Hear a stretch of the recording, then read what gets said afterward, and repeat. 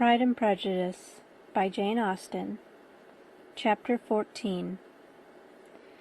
During dinner, Mr. Bennet scarcely spoke at all, but when the servants were withdrawn, he thought it time to have some conversation with his guest, and therefore started a subject in which he expected him to shine, by observing that he seemed very fortunate in his patroness.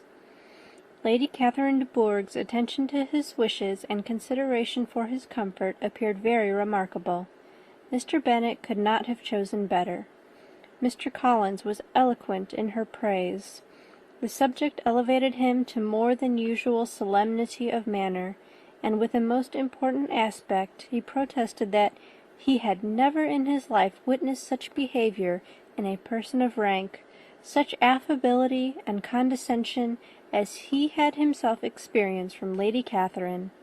She had been graciously pleased to approve of both of the discourses which he had already had the honour of preaching before her. She had also asked him twice to dine at Rosings, and had sent for him only the Saturday before, to make up her pool of quadrille in the evening. Lady Catherine was reckoned proud by many men he knew, but he had never seen anything but affability in her. She had always spoken to him as she would to any other gentleman. She made not the smallest objection to his joining in the society of the neighbourhood, nor to his leaving the parish occasionally for a week or two, to visit his relations. She had even condescended to advise him to marry as soon as he could, provided he chose with discretion, and had once paid him a visit in his humble parsonage, where she had perfectly approved all the alterations he had been making, and had even vouchsafed to suggest some herself, some shelves in the closet upstairs. "That is all very proper and civil, I am sure," said Mrs. Bennet, "and I dare say she is a very agreeable woman. It is a pity that great ladies in general are not more like her. Does she live near you, sir?" "The garden in which stands my humble abode is separated only by a lane from Rosings Park, her ladyship's residence." "I think you said she was a widow, sir? Has she any family?" "She has only one daughter, the heiress of Rosings, and of very extensive property."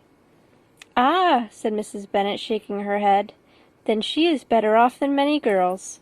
And what sort of young lady is she? Is she handsome?" "She is a most charming young lady indeed.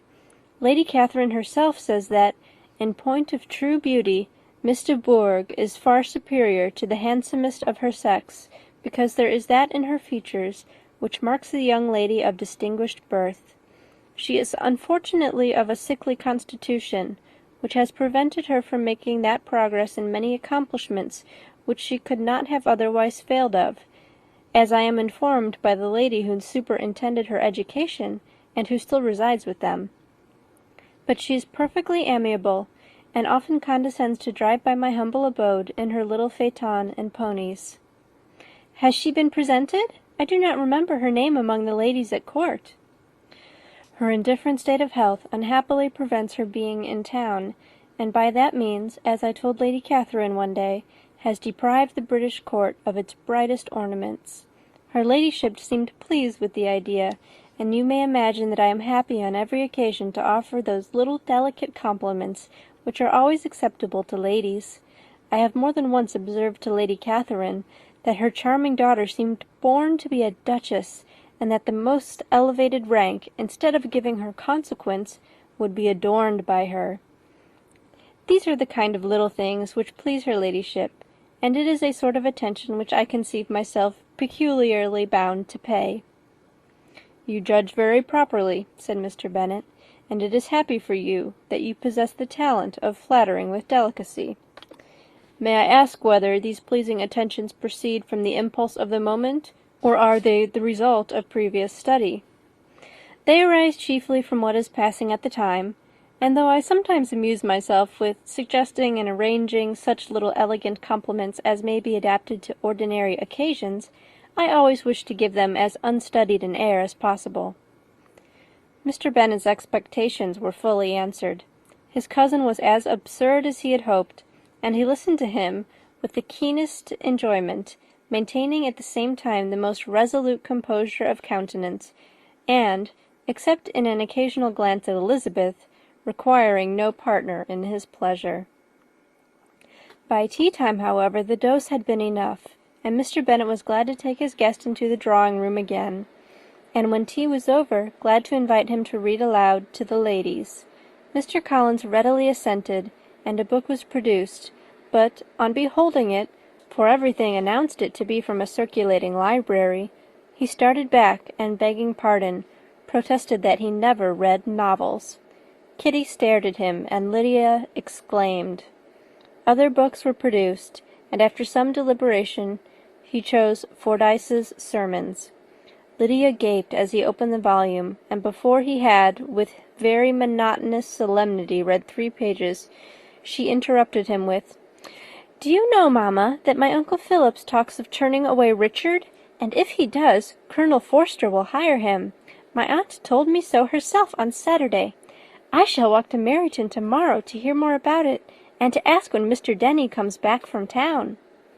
Lydia was bid by her 2 eldest sisters to hold her tongue, but Mr. Collins, much offended, laid aside his book and said, "I have often observed how little young ladies are interested by books of a serious stamp, though written solely for their benefit.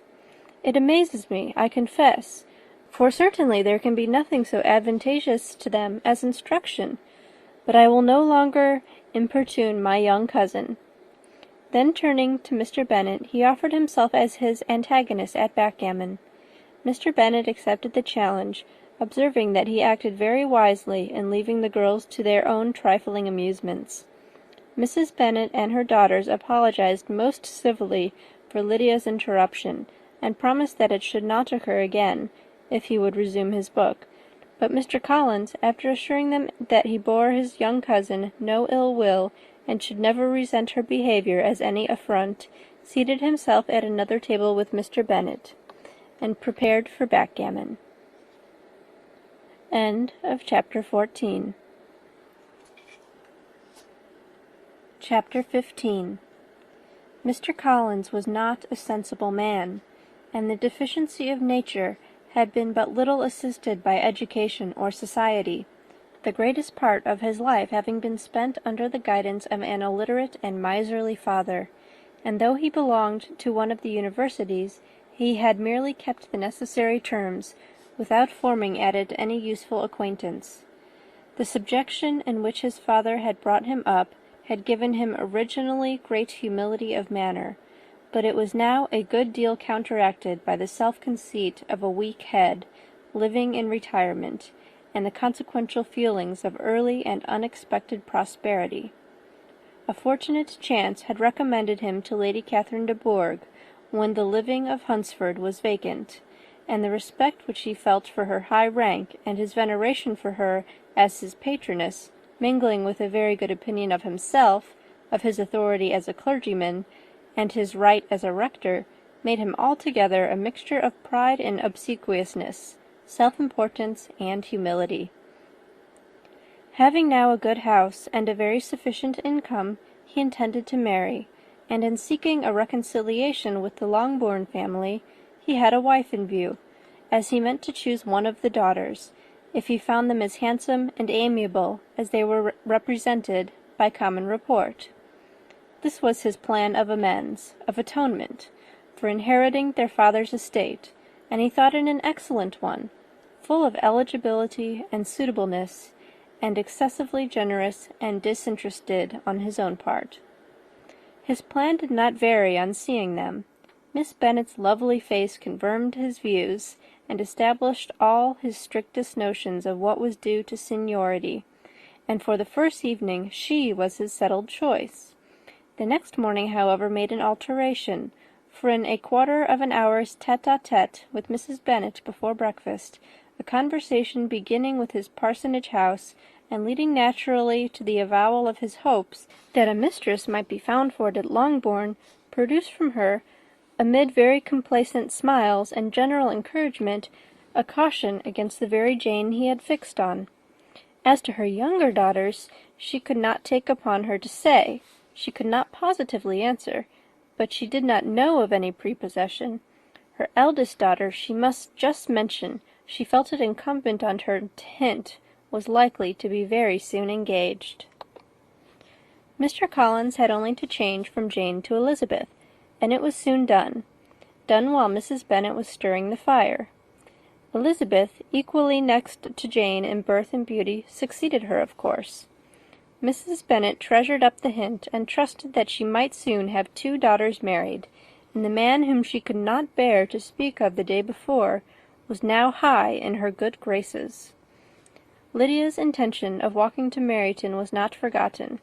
Every sister except Mary agreed to go with her, and Mr. Collins was to attend them, at the request of Mr. Bennet, who was most anxious to get rid of him, and have his library to himself, for thither Mr. Collins had followed him after breakfast, and there he would continue, nominally engaged with one of the largest folios in the collection, but really talking to Mr. Bennet, with little cessation, of his house and garden at Hunsford. Such doings discomposed Mr. Bennet exceedingly. In his library he had been always sure of leisure and tranquillity, and though prepared, as he told Elizabeth, to meet with folly and conceit in every other room of the house, he was used to be free from them there. His civility, therefore, was most prompt in inviting Mr. Collins to join his daughters in their walk, and Mr. Collins, being in fact much better fitted for a walker than a reader, was extremely pleased to close his large book and go. In pompous nothings on his side, and civil assents on that of his cousins, their time passed till they entered Meryton. The attention of the younger ones was then no longer to be gained by him. Their eyes were immediately wandering up in the street in quest of the officers, and nothing less than a very smart bonnet indeed, or a really new muslin in a shop window, could recall them. But the attention of every lady was soon caught by a young man, whom they had never seen before, of most gentlemanlike appearance, walking with another officer on the other side of the way. The officer was the very Mr. Denny, concerning whose return from London Lydia came to inquire, and he bowed as they passed. All were struck with the stranger's air, all wondered who he could be, and Kitty and Lydia, determined if possible to find out, led the way across the street, under pretence of wanting something in an opposite shop, and fortunately had just gained the pavement, when the 2 gentlemen, turning back, had reached the same spot. Mr. Denny addressed them directly, and entreated permission to introduce his friend, Mr. Wickham, who had returned with him the day before from town, and he was happy to say had accepted a commission in their corps. This was exactly as it should be, for the young man wanted only regimentals to make him completely charming. His appearance was greatly in his favour. He had all the best part of beauty, a fine countenance, a good figure, and very pleasing address. The introduction was followed up on his side by a happy readiness of conversation, a readiness at the same time perfectly correct and unassuming, and the whole party were still standing and talking together very agreeably, when the sound of horses drew their notice, and Darcy and Bingley were seen riding down the street. On distinguishing the ladies of the group, the 2 gentlemen came directly towards them, and began the usual civilities. Bingley was the principal spokesman, and Miss Bennet the principal object. He was then, he said, on his way to Longbourn, on purpose to inquire after her. Mr. Darcy corroborated it with a bow, and was beginning to determine not to fix his eyes on Elizabeth, when they were suddenly arrested by the sight of the stranger, and Elizabeth, happening to see the countenance of both as they looked at each other, was all astonishment at the effect of the meeting. Both changed colour. One looked white, the other red. Mr. Wickham, after a few moments, touched his hat, a salutation which Mr. Darcy just deigned to return. What could be the meaning of it? It was impossible to imagine. It was impossible not to long to know. In another minute, Mr. Bingley, but without seeming to have noticed what passed, took leave and rode on with his friend. Mr. Denny and Mr. Wickham walked with the young ladies to the door of Mr. Phillips's house, and then made their bows, in spite of Miss Lydia's pressing entreaties that they should come in, and even in spite of Mrs. Phillips's throwing up the parlour window and loudly seconding the invitation. Mrs. Phillips was always glad to see her nieces, and the two eldest, from their recent absence, were particularly welcome, and she was eagerly expressing her surprise at their sudden return home, which, as their own carriage had not fetched them, she should have known nothing about, if she had not happened to see Mr. Jones's shop-boy in the street, who had told her that they were not to send any more drafts to Netherfield, because the Miss Bennets were come away, when her civility was claimed towards Mr. Collins by Jane's introduction of him. She received him with her very best politeness, which he returned with as much more, apologizing for his intrusion, without any previous acquaintance with her, which he could not help flattering himself, however, might be justified by his relationship to the young ladies who introduced him to her notice. Mrs. Phillips was quite awed by such an excess of good breeding, but her contemplation of one stranger was soon put to an end by exclamations and inquiries about the other, of whom, however, she could only tell her nieces what they already knew, that Mr. Denny had brought him from London, and that he was to have a lieutenant's commission in the shire. She had been watching him the last hour, she said, as he walked up and down the street, and had Mr. Wickham appeared, Kitty and Lydia would certainly have continued the occupation. But unluckily no one passed windows now except a few of the officers, who, in comparison with the stranger, were become stupid, disagreeable fellows. Some of them were to dine with the Phillipses the next day, and their aunt promised to make her husband call on Mr. Wickham and give him an invitation also, if the family from Longbourn would come in the evening. This was agreed to, and Mrs. Phillips protested that they would have a nice, comfortable, noisy game of lottery tickets, and a little bit of hot supper afterwards. The prospect of such delights was very cheering, and they parted in mutual good spirits. Mr. Collins repeated his apologies in quitting the room, and was assured with unwearying civility that they were perfectly needless. As they walked home, Elizabeth related to Jane what she had seen pass between the two gentlemen, but though Jane would have defended either or both, had they appeared to be in the wrong, she could no more explain such behaviour than her sister.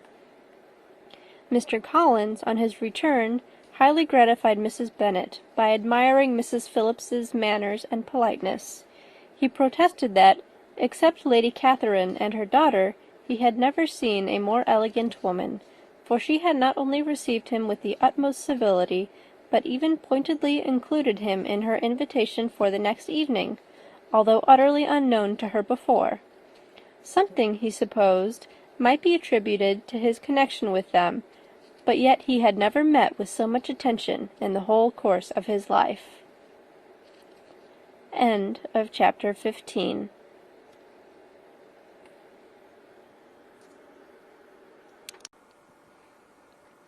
Pride and Prejudice by Jane Austen. Chapter 16.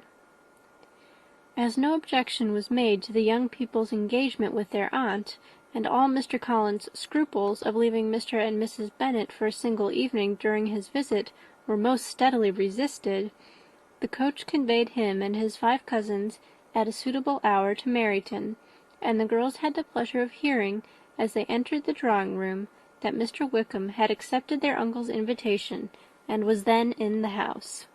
When this information was given, and they had all taken their seats, Mr. Collins was at leisure to look around him and admire, and he was so much struck with the size and furniture of the apartment, that he declared he might almost have supposed himself in the small summer breakfast-parlour at Rosings, a comparison that did not at first convey much gratification, but when Mrs. Phillips understood from him what Rosings was, and who was its proprietor, when she had listened to the description of only one of Lady Catherine's drawing-rooms, and found that the chimney-piece alone had cost £800, she felt all the force of the compliment, and would hardly have resented a comparison with the housekeeper's room.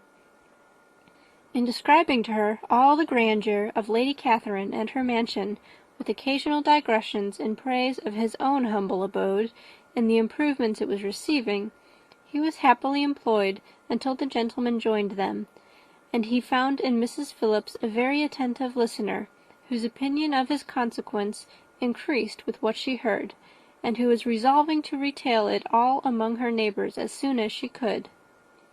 To the girls, who could not listen to their cousin, and who had nothing to do but wish for an instrument and examine their own indifferent imitations of china on the mantelpiece, the interval of waiting appeared very long. It was over at last, however.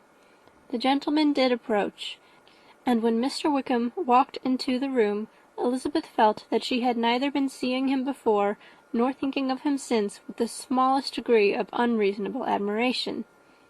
The officers of the shire were in general a very creditable, gentlemanlike set, and the best of them were of the present party, but Mr. Wickham was as far beyond them all in person, countenance, air, and walk, as they were superior to the broad-faced, stuffy Uncle Phillips, breathing port wine, who followed them into the room.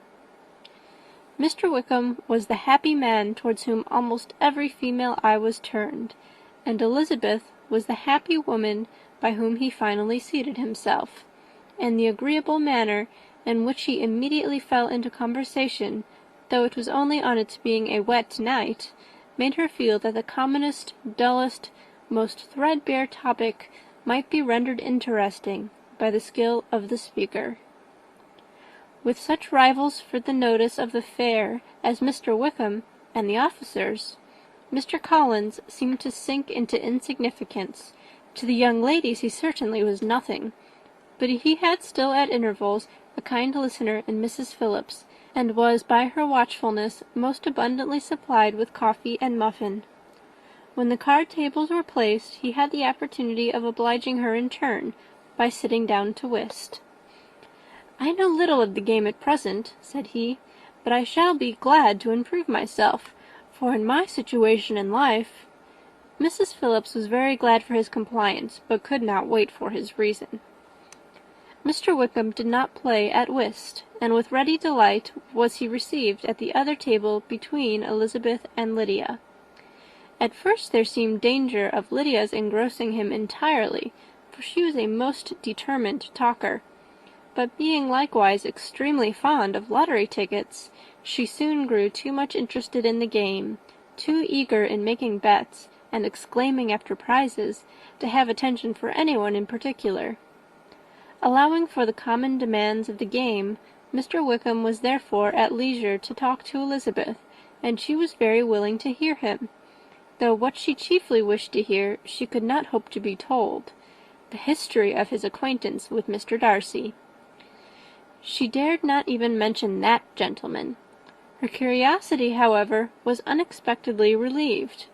Mr. Wickham began the subject himself. He inquired how far Netherfield was from Meryton, and, after receiving her answer, asked in a hesitating manner how long Mr. Darcy had been staying there. "About a month," said Elizabeth, and then, unwilling to let the subject drop, added, "He is a man of very large property in Derbyshire, I understand." "Yes," replied Mr. Wickham, "his estate there is a noble one. A clear 10,000 per annum. You could not have met with a person more capable of giving you certain information on that head than myself, for I have been connected with his family in a particular manner from my infancy." Elizabeth could not but look surprised. "You may well be surprised, Miss Bennet, at such an assertion, after seeing, as you probably might, the very cold manner of our meeting yesterday. Are you much acquainted with Mr. Darcy?" "As much as I ever wish to be," cried Elizabeth very warmly. "I have spent 4 days in the same house with him, and I think him very disagreeable." "I have no right to give my opinion," said Wickham, "as to his being agreeable or otherwise. I am not qualified to form one. I have known him too long and too well to be a fair judge. It is impossible for me to be impartial. But I believe your opinion of him would in general astonish, and perhaps you would not express it quite so strongly anywhere else. Here you are in your own family." "Upon my word, I say no more here than I might say in any house in the neighbourhood, except Netherfield. He is not at all liked in Hertfordshire. Everybody is disgusted with his pride. You will not find him more favourably spoken of by any one." "I cannot pretend to be sorry," said Wickham, after a short interruption, "that he, or that any man, should not be estimated beyond their deserts, but with him I believe it does not often happen. The world is blinded by his fortune and consequence, or frightened by his high and imposing manners, and sees him only as he chooses to be seen." "I should take him, even on my slight acquaintance, to be an ill-tempered man." Wickham only shook his head. "I wonder," said he, at the next opportunity of speaking, "whether he is likely to be in this country much longer." "I do not at all know, but I heard nothing of his going away when I was at Netherfield. I hope your plans in favour of the shire will not be affected by his being in the neighbourhood." "Oh, no, it is not for me to be driven away by Mr. Darcy. If he wishes to avoid seeing me, he must go. We are not on friendly terms, and it always gives me pain to meet him, but I have no reason for avoiding him, but what I might proclaim before all the world, a sense of very great ill-usage, and most painful regrets at his being what he is. His father, Miss Bennet, the late Mr. Darcy, was one of the best men that ever breathed, and the truest friend I ever had, and I can never be in company with this Mr. Darcy without being grieved to the soul by 1,000 tender recollections. His behaviour to myself has been scandalous, but I verily believe I could forgive him anything and everything, rather than his disappointing the hopes and disgracing the memory of his father." Elizabeth found the interest of the subject increase, and listened with all her heart, but the delicacy of it prevented further inquiry. Mr. Wickham began to speak on more general topics, Meryton, the neighbourhood, the society, appearing highly pleased with all that he had yet seen, and speaking of the latter with gentle but very intelligible gallantry. "It was the prospect of constant society, and good society," he added, "which was my chief inducement to enter the shire. I knew it to be a most respectable, agreeable corps, and my friend Denny tempted me further by his account of their present quarters, and the very great attentions and excellent acquaintances Meryton had procured them. Society, I own, is necessary to me. I have been a disappointed man, and my spirits will not bear solitude. I must have employment and society. A military life is not what I was intended for, but circumstances have now made it eligible. The church ought to have been my profession.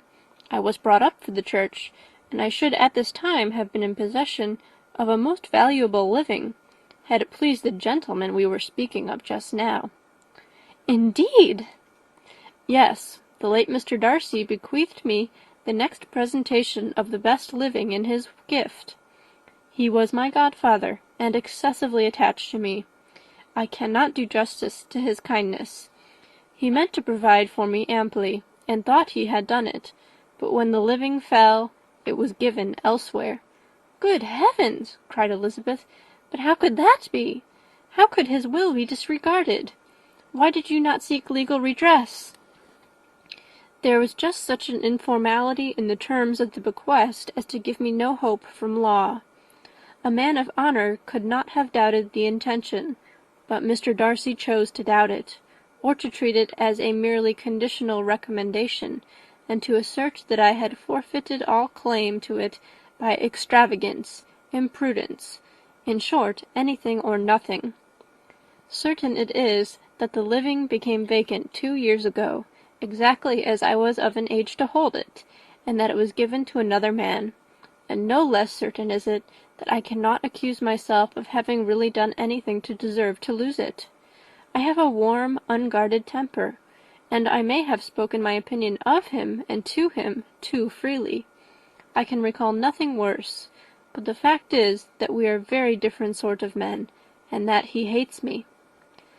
"This is quite shocking. He deserves to be publicly disgraced." Some time or other he will be, but it shall not be by me. Till I can forget his father, I can never defy or expose him." Elizabeth honoured him for such feelings, and thought him handsomer than ever as he expressed them. "But what," she said after a pause, "could have been his motive? What could have induced him to behave so cruelly?" "A thorough, determined dislike of me. A dislike which I cannot but attribute in some measure to jealousy. Had the late Mr. Darcy liked me less, his son might have borne with me better. But his father's uncommon attachment to me irritated him, I believe, very early in life. He had not a temper to bear the sort of competition in which we stood, the sort of preference which was often given me." "I had not thought Mr. Darcy so bad as this, though I have never liked him. I had not thought so very ill of him. I had supposed him to be despising his fellow creatures in general, but did not suspect him of descending to such malicious revenge, such injustice, such inhumanity as this." After a few minutes' reflection, however, she continued, "I do remember his boasting one day at Netherfield of the implacability of his resentments, of his having an unforgiving temper. His disposition must be dreadful." "I will not trust myself on this subject," replied Wickham. "I can hardly be just to him." Elizabeth was again deep in thought, and after a time exclaimed, "To treat in such a manner the godson, the friend, the favourite of his father!" She could have added, "A young man, too, like you, whose very countenance may vouch for your being amiable." But she contented herself with, "And one, too, who had probably been his companion from childhood, connected together, as I think you said, in the closest manner. We were born in the same parish, within the same park, the greatest part of our youth was passed together, inmates of the same house, sharing the same amusements, objects of the same parental care. My father began life in the profession which your uncle, Mr. Phillips, appears to do so much credit to, but he gave up everything to be of use to the late Mr. Darcy, and devoted all his time to the care of the Pemberley property. He was most highly esteemed by Mr. Darcy, a most intimate confidential friend. Mr. Darcy often acknowledged himself to be under the greatest obligations to my father's active superintendence, and when, immediately before my father's death, Mr. Darcy gave him a voluntary promise of providing for me, I am convinced that he felt it to be as much a debt of gratitude to him as of his affection to myself." "How strange!" cried Elizabeth. "How abominable! I wonder that the very pride of this Mr. Darcy has not made him just to you. If from no better motive, that he should not have been too proud to be dishonest, for dishonesty I must call it." "It is wonderful," replied Wickham, "for almost all his actions may be traced to pride, and pride had often been his best friend. It has connected him nearer with virtue than with any other feeling, but we are none of us consistent, and in his behaviour to me there were stronger impulses even than pride." "Can such abominable pride as his have ever done him good?" "Yes, it has often led him to be liberal and generous, to give his money freely, to display hospitality, to assist his tenants, and to relieve the poor. Family pride and filial pride, for he is very proud of what his father was, have done this. Not to appear to disgrace the family, to degenerate from the popular qualities, or lose the influence of the Pemberley house, is a powerful motive. He has also brotherly pride, which, with some brotherly affection, makes him a very kind and careful guardian of his sister, and you will hear him generally cried up as the most attentive and best of brothers." "What sort of girl is Miss Darcy?" He shook his head. "I wish I could call her amiable. It gives me pain to speak ill of a Darcy, but she is too much like her brother, very, very proud. As a child she was affectionate and pleasing, and extremely fond of me, and I have devoted hours and hours to her amusement, but she is nothing to me now. She is a handsome girl, about 15 or 16, and, I understand, highly accomplished. Since her father's death, her home has been London, where a lady lives with her, and superintends her education." After many pauses and many trials of other subjects, Elizabeth could not help reverting once more to the first, and saying, "I am astonished at his intimacy with Mr. Bingley. How can Mr. Bingley, who seems good humour itself, and is, I really believe, truly amiable, be in friendship with such a man? How can they suit each other? Do you know Mr. Bingley?" "Not at all." "He is a sweet-tempered, amiable, charming man. He cannot know what Mr. Darcy is." "Probably not. But Mr. Darcy can please where he chooses. He does not want abilities. He can be a conversable companion, if he thinks it worth his while. Among those who are at all his equals in consequence, he is a very different man from what he is to the less prosperous. His pride never deserts him, but with the rich he is liberal-minded, just, sincere, rational, honourable, and perhaps agreeable, allowing something for fortune and figure." The whist party soon afterwards breaking up, the players gathered round the other table, and Mr. Collins took his station between his cousin Elizabeth and Mrs. Phillips. The usual inquiries as to his success was made by the latter.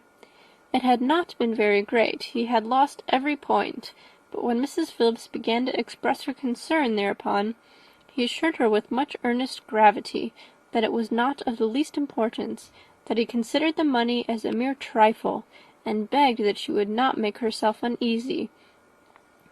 "I know very well, madam," said he, "that when persons sit down to a card-table, they must take their chances of these things, and happily I am not in such circumstances as to make 5 shillings any object. There are undoubtedly many who could not say the same, but thanks to Lady Catherine de Bourgh, I am removed far beyond the necessity of regarding little matters." Mr. Wickham's attention was caught, and after observing Mr. Collins for a few moments, he asked Elizabeth in a low voice whether her relation was very intimately acquainted with the family of de Bourgh. "Lady Catherine de Bourgh," she replied, "has very lately given him a living. I hardly know how Mr. Collins was first introduced to her notice, but he certainly has not known her long." "You know, of course, that Lady Catherine de Bourgh and Lady Anne Darcy were sisters, consequently that she is aunt to the present Mr. Darcy." "No, indeed, I did not. I knew nothing at all of Lady Catherine's connections. I never heard of her existence till the day before yesterday. Her daughter, Miss de Bourgh, will have a very large fortune, and it is believed that she and her cousin will unite the 2 estates." This information made Elizabeth smile, as she thought of poor Miss Bingley.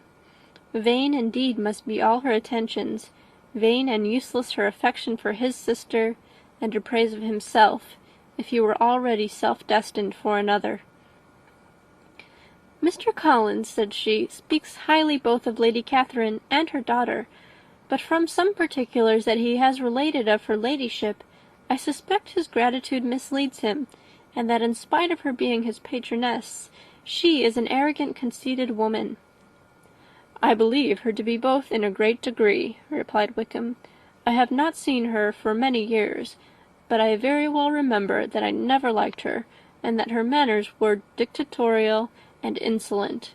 She has the reputation of being remarkably sensible and clever, but I rather believe she derives part of her abilities from her rank and fortune, part from her authoritative manner, and the rest from the pride for her nephew, who chooses that everyone connected with him should have an understanding of the first class." Elizabeth allowed that he had given a very rational account of it, and they continued talking together with mutual satisfaction till supper put an end to cards, and gave the rest of the ladies their share of Mr. Wickham's attentions. There could be no conversation in the noise of Mrs. Phillips's supper party, but his manners recommended him to everybody. Whatever he said was said well, and whatever he did, done gracefully. Elizabeth went away with her head full of him. She could think of nothing but of Mr. Wickham, and of what he had told her, all the way home. But there was not time for her even to mention his name as they went, for neither Lydia nor Mr. Collins were once silent.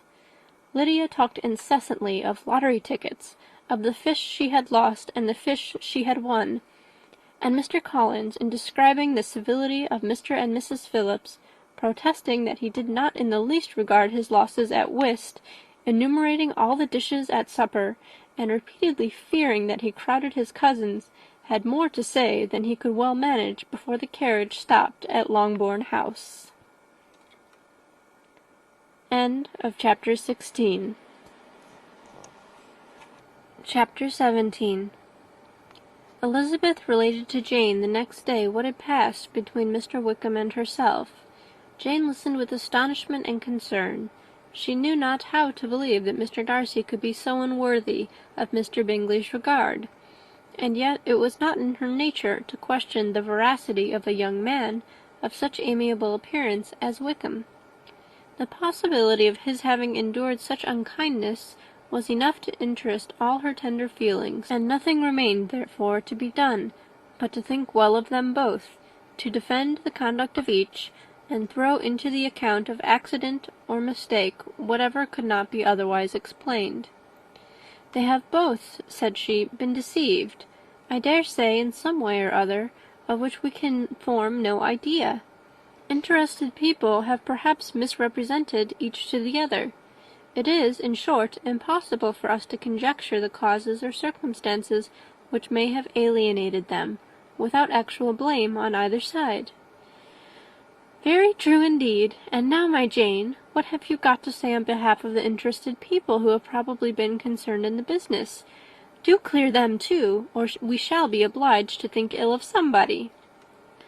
"Laugh as much as you choose, but you will not laugh me out of my opinion. My dearest Lizzie, do but consider in what a disgraceful light it places Mr. Darcy, to be treating his father's favourite in such a manner, one whom his father had promised to provide for. It is impossible. No man of common humanity, no man who had any value for his character, could be capable of it. Can his most intimate friends be so excessively deceived in him? Oh, no! I can much more easily believe Mr. Bingley's being imposed on, than that Mr. Wickham should invent such a history of himself as he gave me last night. Names, facts, everything mentioned without ceremony. If it be not so, let Mr. Darcy contradict it. Besides, there was truth in his looks. It is difficult indeed. It is distressing. One does not know what to think." "I beg your pardon, one knows exactly what to think." But Jane could think with certainty on only one point, that Mr. Bingley, if he had been imposed on, would have much to suffer when the affair became public. The two young ladies were summoned from the shrubbery where this conversation passed by the arrival of the very persons of whom they had been speaking. Mr. Bingley and his sisters came to give their personal invitation for the long-expected ball at Netherfield, which was fixed for the following Tuesday. The two ladies were delighted to see their dear friend again, calling it an age since they had met, and repeatedly asking what she had been doing with herself since their separation. To the rest of the family they paid little attention, avoiding Mrs. Bennet as much as possible, saying not much to Elizabeth, and nothing at all to the others. They were soon gone again, rising from their seats with an activity which took their brother by surprise, and hurrying off as if eager to escape from Mrs. Bennet's civilities. The prospect of the Netherfield ball was extremely agreeable to every female of the family. Mrs. Bennet chose to consider it as given in compliment to her eldest daughter, and was particularly flattered by receiving the invitation from Mr. Bingley himself, instead of a ceremonious card. Jane pictured to herself a happy evening in the society of her two friends and the attentions of their brother, and Elizabeth thought with pleasure of dancing a great deal with Mr. Wickham, and of seeing a confirmation of everything in Mr. Darcy's look and behaviour. The happiness anticipated by Catherine and Lydia depended less on any single event or any particular person, for though they each, like Elizabeth, meant to dance half the evening with Mr. Wickham, he was by no means the only partner who could satisfy them, and a ball was at any rate a ball, and even Mary could assure her family that she had no disinclination for it.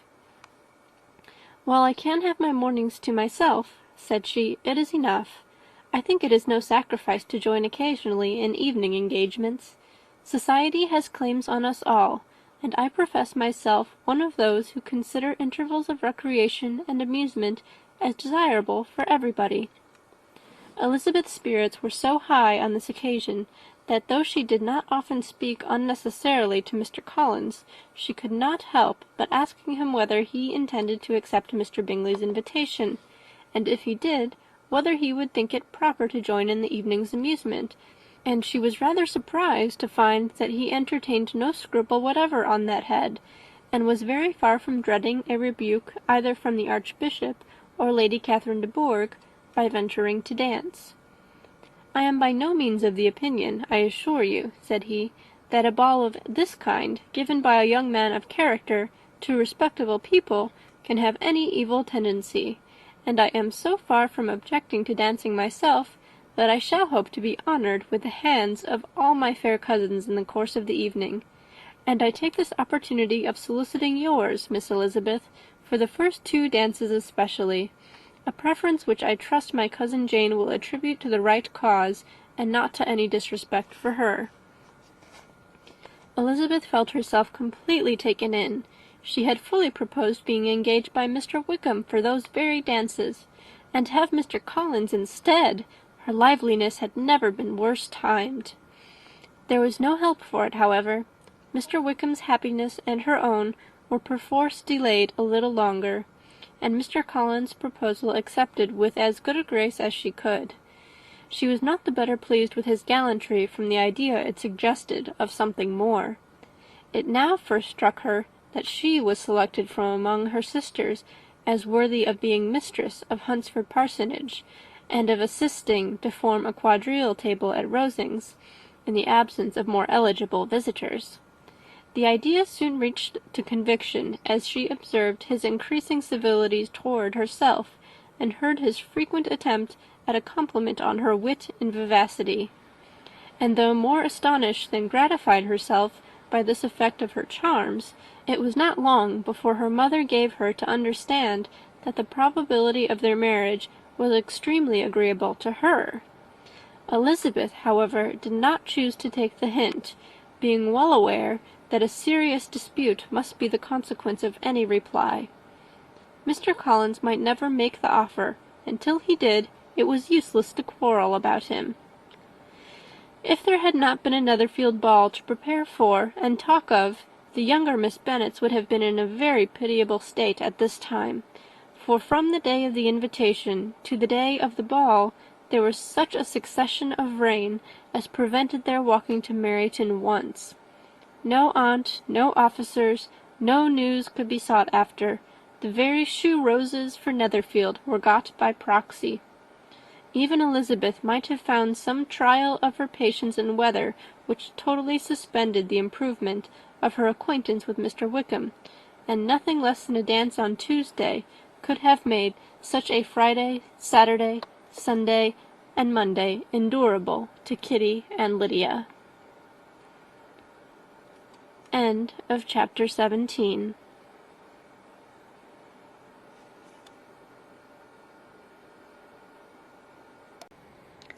Pride and Prejudice by Jane Austen.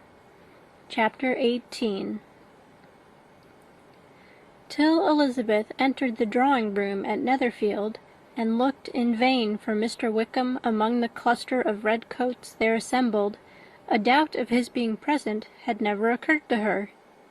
The certainty of meeting him had not been checked by any of those recollections that might not unreasonably have alarmed her. She had dressed with more than usual care, and prepared in the highest spirits for the conquest of all that remained unsubdued of his heart, trusting that it was not more than might be won in the course of the evening. But in an instant arose the dreadful suspicion of his being purposely omitted for Mr. Darcy's pleasure in the Bingleys' invitation to the officers, and though this was not exactly the case, the absolute fact of his absence was pronounced by his friend Denny, to whom Lydia eagerly applied, and who told them that Wickham had been obliged to go to town on business the day before, and was not yet returned, adding, with a significant smile, "I do not imagine his business would have called him away just now, if he had not wanted to avoid a certain gentleman here." This part of his intelligence, though unheard by Lydia, was caught by Elizabeth, and, as it assured her that Darcy was not less answerable for Wickham's absence than if her first surmise had been just, every feeling of displeasure against the former was so sharpened by immediate disappointment that she could hardly reply with tolerable civility to the polite inquiries which he directly afterwards approached to make. Attendance, forbearance, patience with Darcy, was injury to Wickham. She was resolved against any sort of conversation with him, and turned away with a degree of ill humour which she could not wholly surmount even in speaking to Mr. Bingley, whose blind partiality provoked her. But Elizabeth was not formed for ill humour, and though every prospect of her own was destroyed for the evening, it could not dwell long on her spirits, and having told all her griefs to Charlotte Lucas, whom she had not seen for a week, she was soon able to make a voluntary transition to the oddities of her cousin, and to point him out to her particular notice. The first 2 dances, however, brought a return of distress. They were dances of mortification. Mr. Collins, awkward and solemn, apologizing instead of attending, and often moving wrong without being aware of it, gave her all the shame and misery which a disagreeable partner for a couple of dances can give. The moment of her release from him was ecstasy. She danced next with an officer, and had the refreshment of talking of Wickham, and of hearing that he was universally liked. When those dances were over, she returned to Charlotte Lucas, and was in conversation with her, when she found herself suddenly addressed by Mr. Darcy, who took her so much by surprise in his application for her hand, that, without knowing what she did, she accepted him. He walked away again immediately, and she was left to fret over her own want of presence of mind. Charlotte tried to console her. "I dare say you will find him very agreeable." "Heaven forbid! That would be the greatest misfortune of all.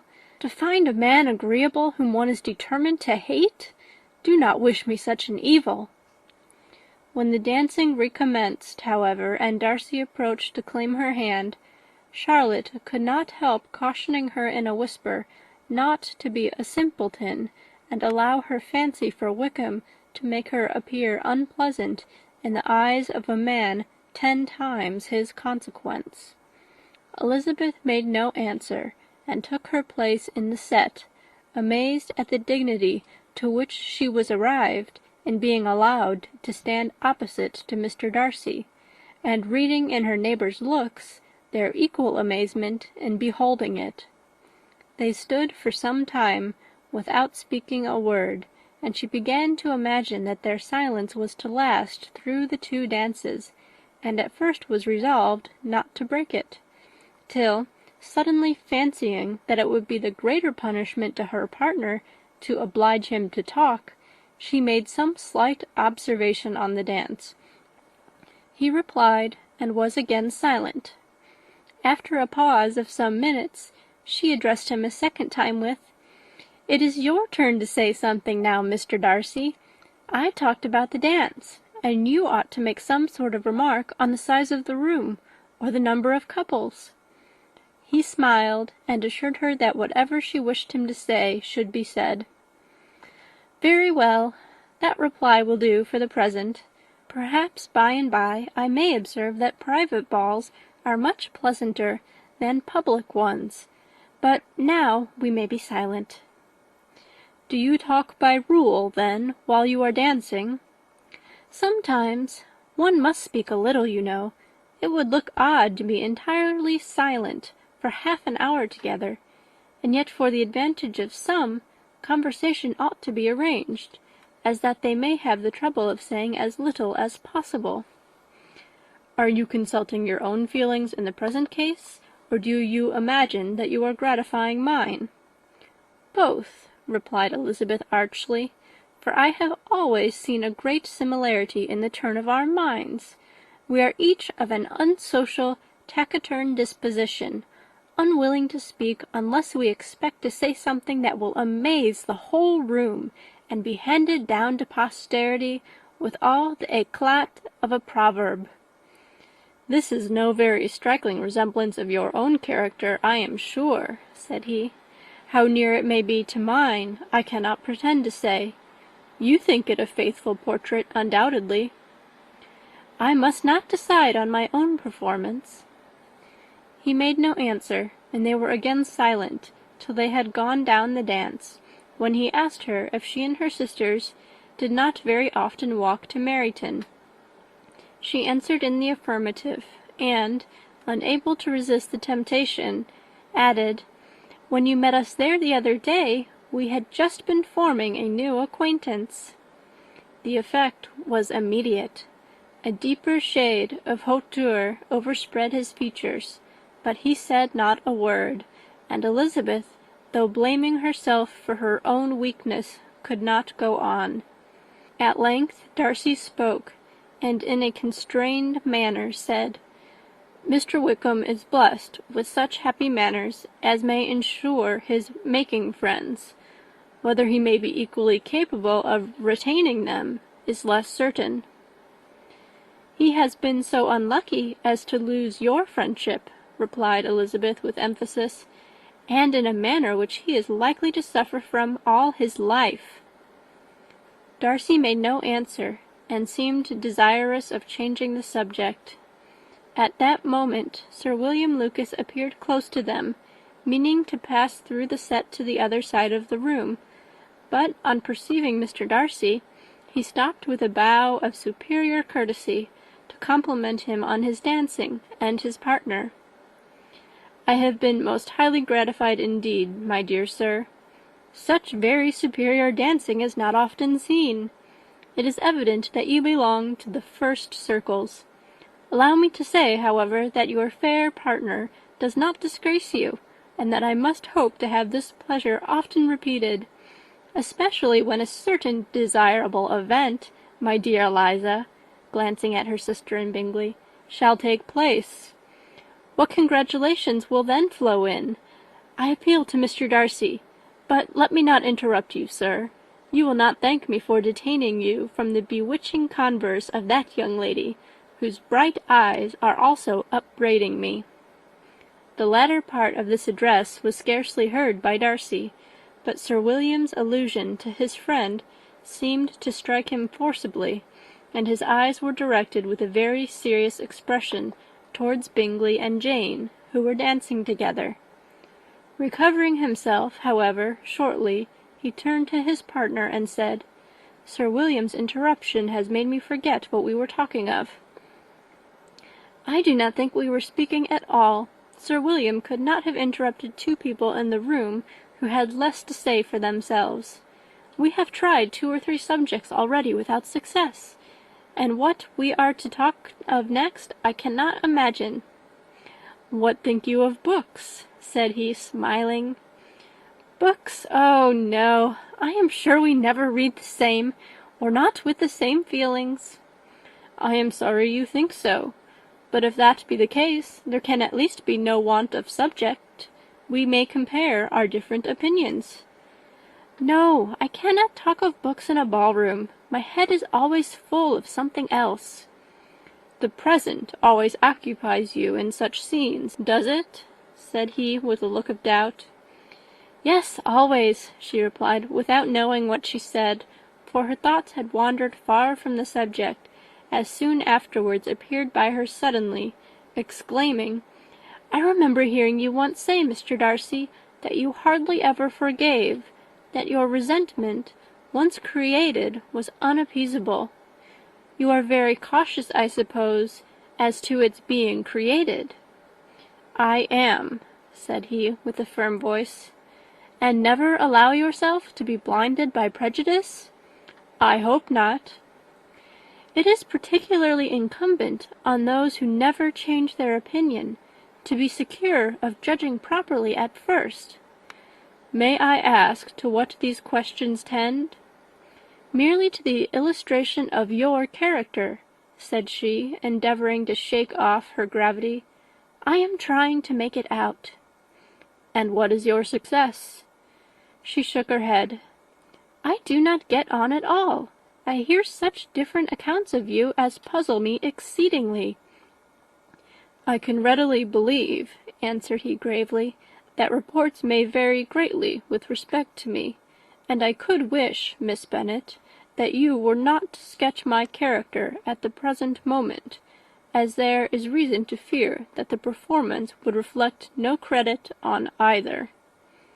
"But if I do not take your likeness now, I may never have another opportunity." "I would by no means suspend any pleasure of yours," he coldly replied. She said no more, and they went down the other dance and parted in silence, and on each side dissatisfied, though not to an equal degree, for in Darcy's breast there was a tolerable, powerful feeling towards her, which soon procured her pardon, and directed all his anger against another.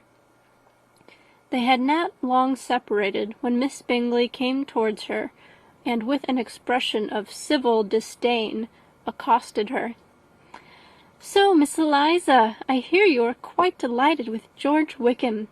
Your sister has been talking to me about him, and asking me 1,000 questions, and I find that the young man quite forgot to tell you, among his other communication, that he was the son of old Wickham, the late Mr. Darcy's steward.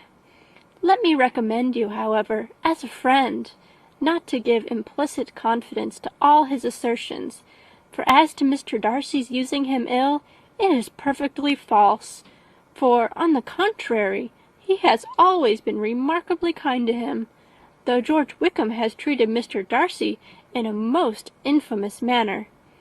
I do not know the particulars, but I know very well that Mr. Darcy is not in the least to blame, that he cannot bear to hear George Wickham mentioned, and that though my brother thought that he could not well avoid including him in his invitation to the officers, he was excessively glad to find that he had taken himself out of the way. His coming into the country at all is a most insolent thing indeed, and I wonder how he could presume to do it. I pity you, Miss Eliza, for this discovery of your favourite's guilt. But really, considering his descent, one could not expect much better." "His guilt and his descent appear by your account to be the same," said Elizabeth angrily, "for I have heard you accuse him of nothing worse than of being the son of Mr. Darcy's steward, and of that, I can assure you, he informed me himself." "I beg your pardon," replied Miss Bingley, turning away with a sneer. "Excuse my interference. It was kindly meant." "Insolent girl," said Elizabeth to herself. "You are much mistaken if you expect to influence me by such a paltry attack as this. I see nothing in it but your own wilful ignorance and the malice of Mr. Darcy." She then sought her eldest sister, who has undertaken to make inquiries on the same subject of Bingley. Jane met her with a smile of such sweet complacency, a glow of such happy expression, as sufficiently marked how well she was satisfied with the occurrences of the evening. Elizabeth instantly read her feelings, and at that moment solicitude for Wickham, resentment against his enemies, and everything else gave way before the hope of Jane's being in the fairest way for happiness. "I want to know," said she, with a countenance no less smiling than her sister's, "what you have learnt about Mr. Wickham. But perhaps you have been too pleasantly engaged to think of any third person, in which case you may be sure of my pardon." "No," replied Jane, "I have not forgotten him, but I have nothing satisfactory to tell you. Mr. Bingley does not know the whole of his history, and is quite ignorant of the circumstances which have principally offended Mr. Darcy. But he will vouch for the good conduct, the probity, and honour of his friend, and is perfectly convinced that Mr. Wickham has deserved much less attention from Mr. Darcy than he has received, and I am sorry to say by his account, as well as his sister's, Mr. Wickham is by no means a respectable young man. I am afraid he has been very imprudent, and has deserved to lose Mr. Darcy's regard." "Mr. Bingley does not know Mr. Wickham himself?" "No, he never saw him till the other morning at Meryton." "This account, then, is what he has received from Mr. Darcy. I am satisfied.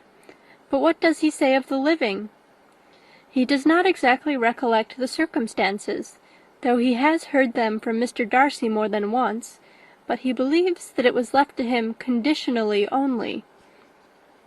"I have not a doubt of Mr. Bingley's sincerity," said Elizabeth warmly, "but you must excuse my not being convinced by assurances only. Mr. Bingley's defence of his friend was a very able one, I dare say, but since he is unacquainted with several parts of the story, and has learnt the rest from that friend himself, I shall venture to still think of both gentlemen as I did before." She then changed the discourse to one more gratifying to each, and on which there could be no difference of sentiment. Elizabeth listened with delight to the happy, though modest hopes which Jane entertained of Mr. Bingley's regard, and said all in her power to heighten her confidence in it.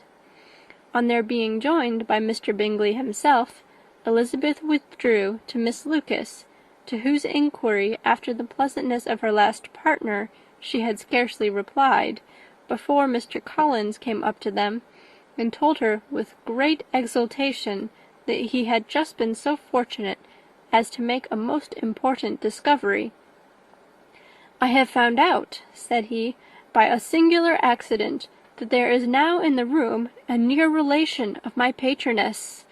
I happened to overhear the gentleman himself mentioning to the young lady who does the honours of the house the names of his cousin Miss de Bourgh, and of her mother, Lady Catherine. How wonderfully these sort of things occur! Who would have thought of my meeting with, perhaps, a nephew of Lady Catherine de Bourgh in this assembly? I am most thankful that the discovery is made in time for me to pay my respects to him, which I am now going to do, and trust he will excuse my not having done it before.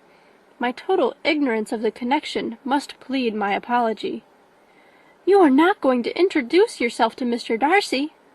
"Indeed I am. I shall entreat his pardon for not having done it earlier. I believe him to be Lady Catherine's nephew. It will be in my power to assure him that her ladyship was quite well yesterday se'nnight." Elizabeth tried hard to dissuade him from such a scheme, assuring him that Mr. Darcy would consider his addressing him without introduction as an impertinent freedom, rather than a compliment to his aunt, that it was not in the least necessary there should be any notice on either side, and that if it were, it must belong to Mr. Darcy, the superior in consequence, to begin the acquaintance. Mr. Collins listened to her with the determined air of following his own inclination, and when she ceased speaking, replied thus: "My dear Miss Elizabeth, I have the highest opinion in the world of your excellent judgment in all matters within the scope of your understanding, but permit me to say that there must be a wide difference between the established forms of ceremony amongst the laity and those which regulate the clergy. For give me leave to observe that I consider the clerical office as equal in point of dignity with the highest rank in the kingdom, provided that a proper humility of behaviour is at the same time maintained. You must therefore allow me to follow the dictates of my conscience on this occasion, which leads me to perform what I look on as a point of duty. Pardon me for neglecting to profit by your advice, which on every other subject shall be my constant guide, though in the case before us I consider myself more fitted by education and habitual study to decide on what is right than a young lady like yourself." And with a low bow he left her to attack Mr. Darcy, whose reception of his advances she eagerly watched, and whose astonishment at being so addressed was very evident. Her cousin prefaced his speech with a solemn bow, and though she could hear not a word of it, she felt as if hearing it all, and saw in the motion of his lips the words apology, Hunsford, and Lady Catherine de Bourgh. It vexed her to see him expose himself to such a man. Mr. Darcy was eyeing him with unrestrained wonder, and when at last Mr. Collins allowed him time to speak, replied with an air of distant civility. Mr. Collins, however, was not discouraged from speaking again, and Mr. Darcy's contempt seemed abundantly increasing with the length of his second speech, and at the end of it he only made him a slight bow, and moved another way. Mr. Collins then returned to Elizabeth. "I have no reason, I assure you," said he, "to be dissatisfied with my reception. Mr. Darcy seemed much pleased with the attention. He answered me with the utmost civility, and even paid me the compliment of saying that he was so well convinced of Lady Catherine's discernment as to be certain she could never bestow a favour unworthily. It was really a very handsome thought. Upon the whole, I am much pleased with him." As Elizabeth had no longer any interest of her own to pursue, she turned her attention almost entirely on her sister and Mr. Bingley, and the train of agreeable reflections which her observations gave birth to made her perhaps almost as happy as Jane. She saw her in idea settled in that very house, in all the felicity which a marriage of true affection could bestow, and she felt capable, under such circumstances, of endeavouring even to like Bingley's two sisters. Her mother's thoughts she plainly saw were bent the same way, and she determined not to venture near her, lest she might hear too much. When they sat down to supper, therefore, she considered it a most unlucky perverseness which placed them within one of each other, and deeply was she vexed to find that her mother was talking to that one person, Lady Lucas, freely, openly, and of nothing else but her expectation that Jane would soon be married to Mr. Bingley. It was an animating subject, and Mrs. Bennet seemed incapable of fatigue while enumerating the advantages of the match. His being such a charming young man, and so rich, and living but 3 miles from them, were the first points of self-gratulation, and then it was such a comfort to think how fond the two sisters were of Jane, and to be certain that they must desire the connection as much as she could do. It was, moreover, such a promising thing for her younger daughters, as Jane's marrying so greatly must throw them in the way of other rich men.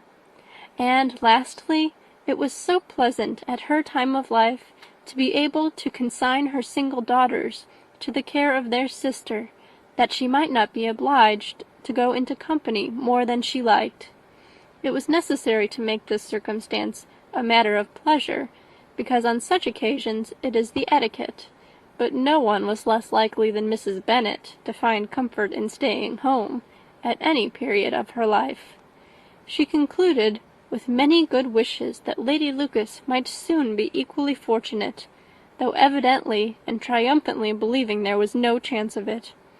In vain did Elizabeth endeavour to check the rapidity of her mother's words, or persuade her to describe her felicity in a less audible whisper, for, to her inexpressible vexation, she could perceive that the chief of it was overheard by Mr. Darcy, who sat opposite to them. Her mother only scolded her for being nonsensical. "What is Mr. Darcy to me, pray, that I should be afraid of him? I am sure we owe him no such particular civility as to be obliged to say nothing he may not like to hear." "For heaven's sake, madam, speak lower. What advantage can it be for you to offend Mr. Darcy? You will never recommend yourself to his friend by doing so." Nothing she could say, however, had any influence. Her mother would talk of her views in the same intelligible tone. Elizabeth blushed and blushed again with shame and vexation. She could not help frequently glancing her eye at Mr. Darcy, though every glance convinced her of what she dreaded. For though he was not always looking at her mother, she was convinced that his attention was invariably fixed by her. The expression of his face changed gradually from indignant contempt to a composed and steady gravity. At length, however, Mrs. Bennet had no more to say, and Lady Lucas, who had been long yawning at the repetition of delights which she saw no likelihood of sharing, was left to the comforts of cold ham and chicken. Elizabeth now began to revive, but not long was the interval of tranquillity, for, when supper was over, singing was talked of, and she had the mortification of seeing Mary, after very little entreaty, preparing to oblige the company. By many significant looks and silent entreaties did she endeavour to prevent such a proof of complaisance, but in vain. Mary would not understand them. Such an opportunity of exhibiting was delightful to her, and she began her song. Elizabeth's eyes were fixed on her with most painful sensations, and she watched her progress through the several stanzas with an impatience which was very ill rewarded at their close, for Mary, on receiving amongst the thanks of the table the hint of a hope that she might be prevailed on to favour them again, after the pause of half a minute, began another. Mary's powers were by no means fitted for such a display. Her voice was weak, and her manner affected. Elizabeth was in agonies. She looked at Jane to see how she bore it, but Jane was very composedly talking to Bingley. She looked at his two sisters, and saw them making signs of derision at each other, and at Darcy, who continued, however, imperturbably grave. She looked at her father to entreat his interference, lest Mary should be singing all night. He took the hint, and when Mary had finished her second song, said aloud, "That will do extremely well, child. You have delighted us long enough. Let the other young ladies have time to exhibit." Mary, though pretending not to hear, was somewhat disconcerted, and Elizabeth, sorry for her, and sorry for her father's speech, was afraid her anxiety had done no good. Others of the party were now applied to. "If I," said Mr. Collins, "were so fortunate as to be able to sing, I should have great pleasure, I am sure, in obliging the company with an air, for I consider music as a very innocent diversion, and perfectly compatible with the profession of a clergyman. I do not mean, however, to assert that we can be justified in devoting too much of our time to music, for there are certainly other things to be attended to. The rector of a parish has much to do. In the first place, he must make such an agreement for tithes as may be beneficial to himself and not offensive to his patron. He must write his own sermons, and the time that remains will not be too much for his parish duties, and the care and improvement of his dwelling, which he cannot be excused from making as comfortable as possible. And I do not think it of light importance that he should have attentive and conciliatory manner towards everybody, especially towards those to whom he owes his preferment. I cannot acquit him of that duty, nor could I think well of the man who should omit an occasion of testifying his respect towards anybody connected with the family." And with a bow to Mr. Darcy he concluded his speech, which had been spoken so loud as to be heard by half the room. Many stared, many smiled, but no one looked more amused than Mr. Bennet himself, while his wife seriously commended Mr. Collins for having spoken so sensibly, and observing in a half-whisper to Lady Lucas that he was a remarkably clever, good kind of young man. To Elizabeth it appeared that, had her family made an agreement to expose themselves as much as they could during the evening, it would have been impossible for them to play their parts with more spirit or finer success. And happy did she think it for Bingley and her sister that some of the exhibition had escaped his notice, and that his feelings were not of the sort to be much distressed by the folly which he must have witnessed.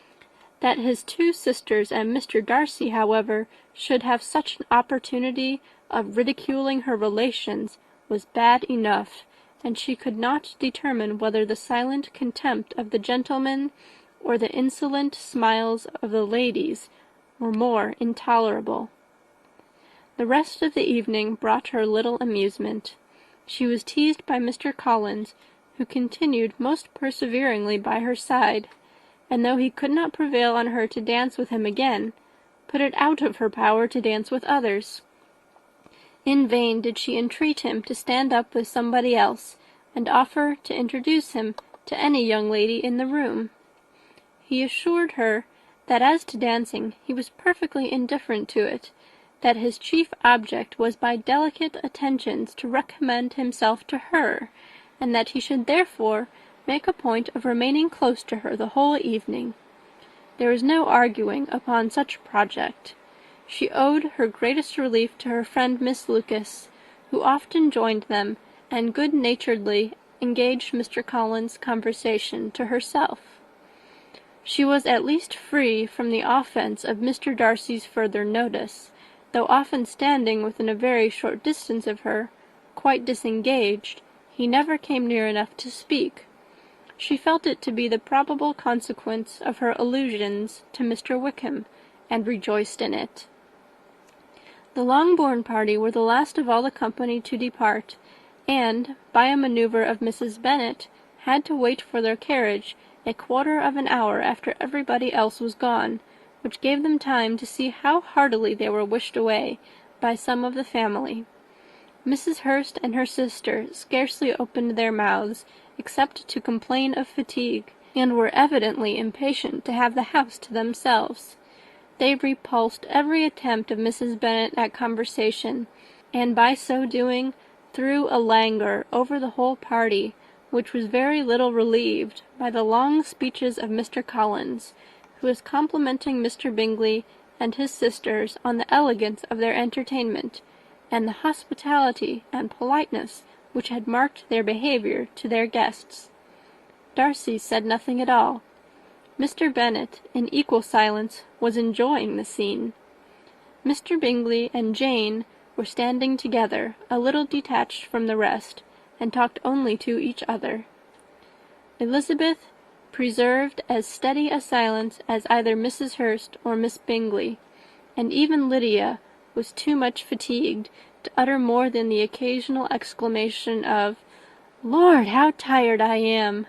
accompanied by a violent yawn.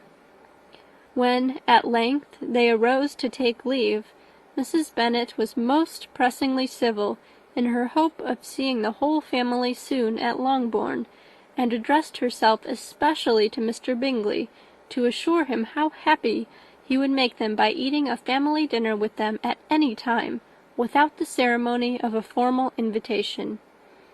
Bingley was all grateful pleasure, and he readily engaged for taking the earliest opportunity of waiting on her, after his return from London, whither he was obliged to go the next day for a short time. Mrs. Bennet was perfectly satisfied, and quitted the house under the delightful persuasion that, allowing for the necessary preparations of settlements, new carriages, and wedding clothes, she should undoubtedly see her daughter settled at Netherfield in the course of 3 or 4 months. Of having another daughter married to Mr. Collins, she thought with equal certainty, and with considerable, though not equal, pleasure. Elizabeth was the least dear to her of all her children, and though the man and the match were quite good enough for her, the worth of each was eclipsed by Mr. Bingley and Netherfield. End of chapter 18.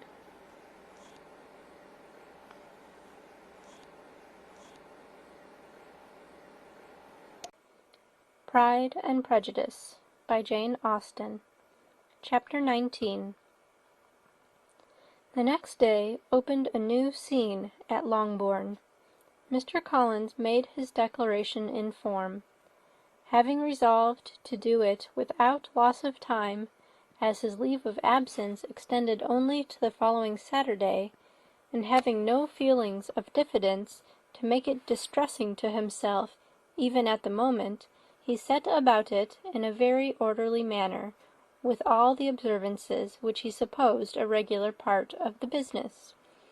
On finding Mrs. Bennet, Elizabeth, and one of the younger girls together, soon after breakfast, he addressed the mother in these words: "May I hope, madam, for your interest with your fair daughter Elizabeth, when I solicit for the honour of a private audience with her in the course of this morning?" Before Elizabeth had time for anything but a blush of surprise, Mrs. Bennet answered instantly, "Oh dear, yes, certainly.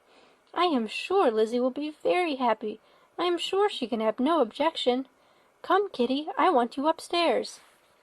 And, gathering her work together, she was hastening away, when Elizabeth called out, "Dear madam, do not go. I beg you will not go. Mr. Collins must excuse me. He can have nothing to say to me that anybody need not hear. I am going away myself." "No, no, nonsense, Lizzie. I desire you to stay where you are." And upon Elizabeth's seeming really, with vexed and embarrassed looks, about to escape, she added, "Lizzie, I insist upon your staying and hearing Mr. Collins." Elizabeth would not oppose such an injunction, and a moment's consideration making her also sensible that it would be wisest to get it over as soon and as quietly as possible, she sat down again, and tried to conceal by incessant employment the feelings which were divided between distress and diversion. Mrs. Bennet and Kitty walked off, and as soon as they were gone, Mr. Collins began. "Believe me, my dear Elizabeth, that your modesty, so far from doing you any disservice, rather adds to your other perfections. You would have been less amiable in my eyes had there not been this little unwillingness. But allow me to assure you that I have your respected mother's permission for this address. You can hardly doubt the purport of my discourse. However your natural delicacy may lead you to dissemble, my attentions have been too marked to be mistaken.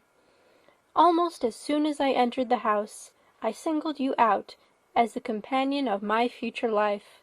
But before I am run away with by my feelings on this subject, perhaps it would be more advisable for me to state my reasons for marrying, and moreover for coming into Hertfordshire with the design of selecting a wife, as I certainly did." The idea of Mr. Collins, with all his solemn composure, being run away with by his feelings, made Elizabeth so near laughing that she could not use the short pause he allowed in any attempt to stop him further, and he continued, "My reasons for marrying are, first, that I think it a right thing for every clergyman, in easy circumstances like myself, to set the example of matrimony in his parish. Secondly, that I am convinced that it will add very greatly to my happiness. And thirdly, which perhaps I ought to have mentioned earlier, that it is the particular advice and recommendation of the very noble lady whom I have the honour of calling patroness.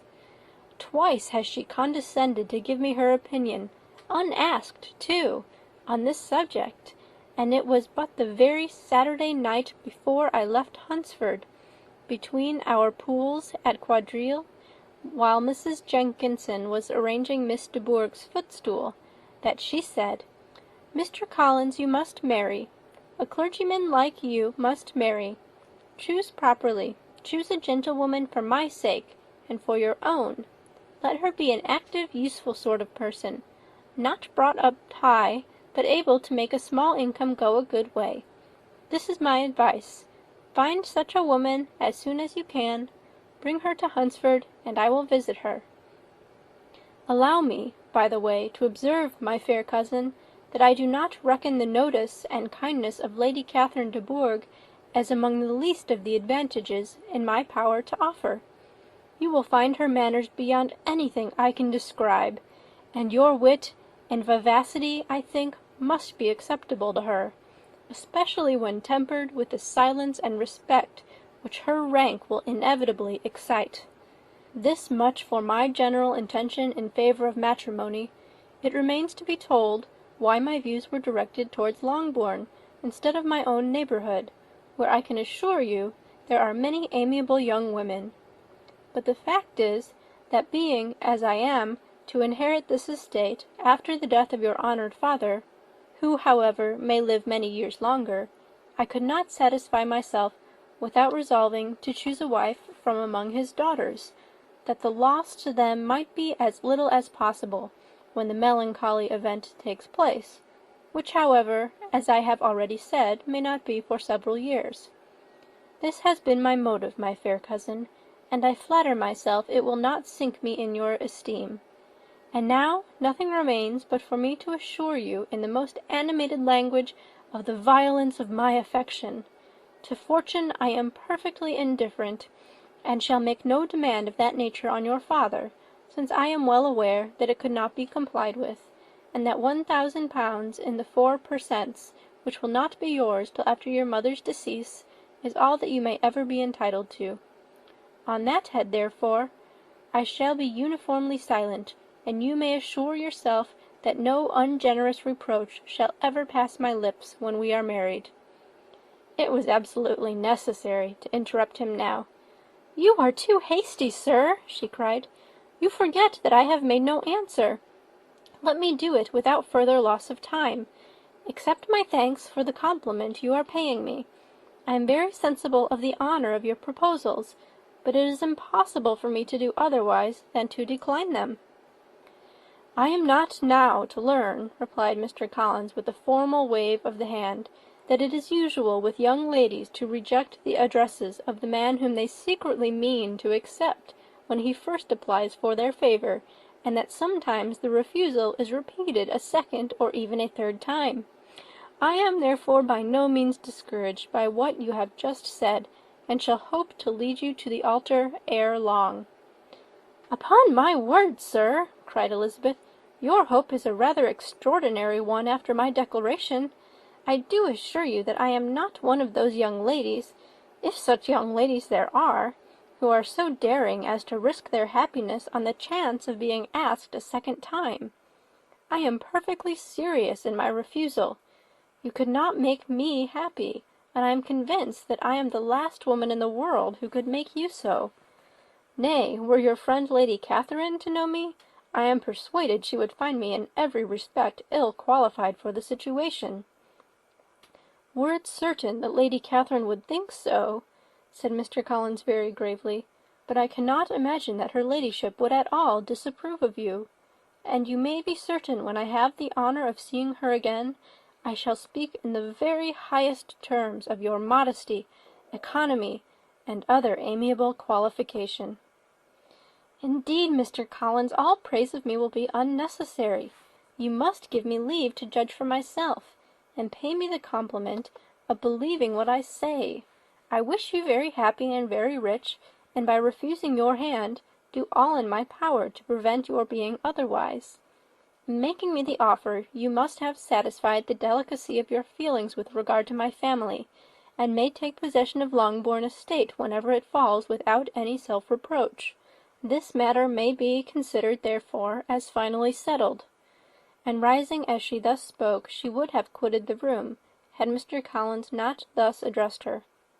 "When I do myself the honour of speaking to you next on this subject, I shall hope to receive a more favourable answer than you have now given me, though I am far from accusing you of cruelty at present, because I know it to be the established custom of your sex to reject a man on the first application, and perhaps you have even now said as much to encourage my suit as would be consistent with the true delicacy of the female character." "Really, Mr. Collins," cried Elizabeth with some warmth, "you puzzle me exceedingly. If what I have hitherto said can appear to you in the form of encouragement, I know not how to express my refusal in such a way as to convince you of its being one. You must give me leave to flatter myself, my dear cousin, that your refusal of my addresses is merely words of course. My reasons for believing it are briefly these. It does not appear to me that my hand is unworthy your acceptance, or that the establishment I can offer would be any other than highly desirable. My situation in life, my connections with the family of de Bourgh, and my relationship to your own, are circumstances highly in my favour, and you should take it into further consideration that in spite of your manifold attractions, it is by no means certain that another offer of marriage may ever be made you. Your portion is unhappily so small that it will in all likelihood undo the effects of your loveliness and amiable qualifications. As I must therefore conclude that you are not serious in your rejection of me, I shall choose to attribute it to your wish of increasing my love by suspense, according to the usual practice of elegant females. I do assure you, sir, that I have no pretensions whatever to that kind of elegance which consists in tormenting a respectable man. I would rather be paid the compliment of being believed sincere. I thank you again and again for the honour you have done me in your proposals, but to accept them is absolutely impossible. My feelings in every respect forbid it. Can I speak plainer? Do not consider me now as an elegant female intending to plague you, but as a rational creature, speaking the truth from her heart." "You are uniformly charming," cried he, with an air of awkward gallantry, "and I am persuaded that when sanctioned by the express authority of both your excellent parents, my proposals will not fail of being acceptable." To such perseverance in wilful self-deception Elizabeth would make no reply, and immediately and in silence withdrew, determined, if he persisted in considering her repeated refusals as flattering encouragement, to apply to her father, whose negative might be uttered in such a manner as to be decisive, and whose behaviour at least could not be mistaken for the affectation and coquetry of an elegant female. End of chapter 19. Chapter 20. Mr. Collins was not left long to the silent contemplation of his successful love, for Mrs. Bennet, having dawdled about in the vestibule to watch for the end of the conference, no sooner saw Elizabeth open the door and with quick step pass her towards the staircase, than she entered the breakfast-room, and congratulated both him and herself in warm terms on the happy prospect of their nearer connection. Mr. Collins received and returned these felicitations with equal pleasure, and then proceeded to relate the particulars of their interview, with the result of which he trusted he had every reason to be satisfied, since the refusal which his cousin had steadfastly given him would naturally flow from her bashful modesty and the genuine delicacy of her character. This information, however, startled Mrs. Bennet. She would have been glad to be equally satisfied that her daughter had meant to encourage him by protesting against his proposals, but she dared not believe it, and could not help saying so. "But depend upon it, Mr. Collins," she added, "that Lizzie shall be brought to reason. I will speak to her about it directly. She is a very headstrong, foolish girl, and does not know her own interest, but I will make her know it." "Pardon me for interrupting you, madam," cried Mr. Collins, "but if she is really headstrong and foolish, I know not whether she would altogether be a very desirable wife to a man in my situation, who naturally looks for happiness in the marriage state.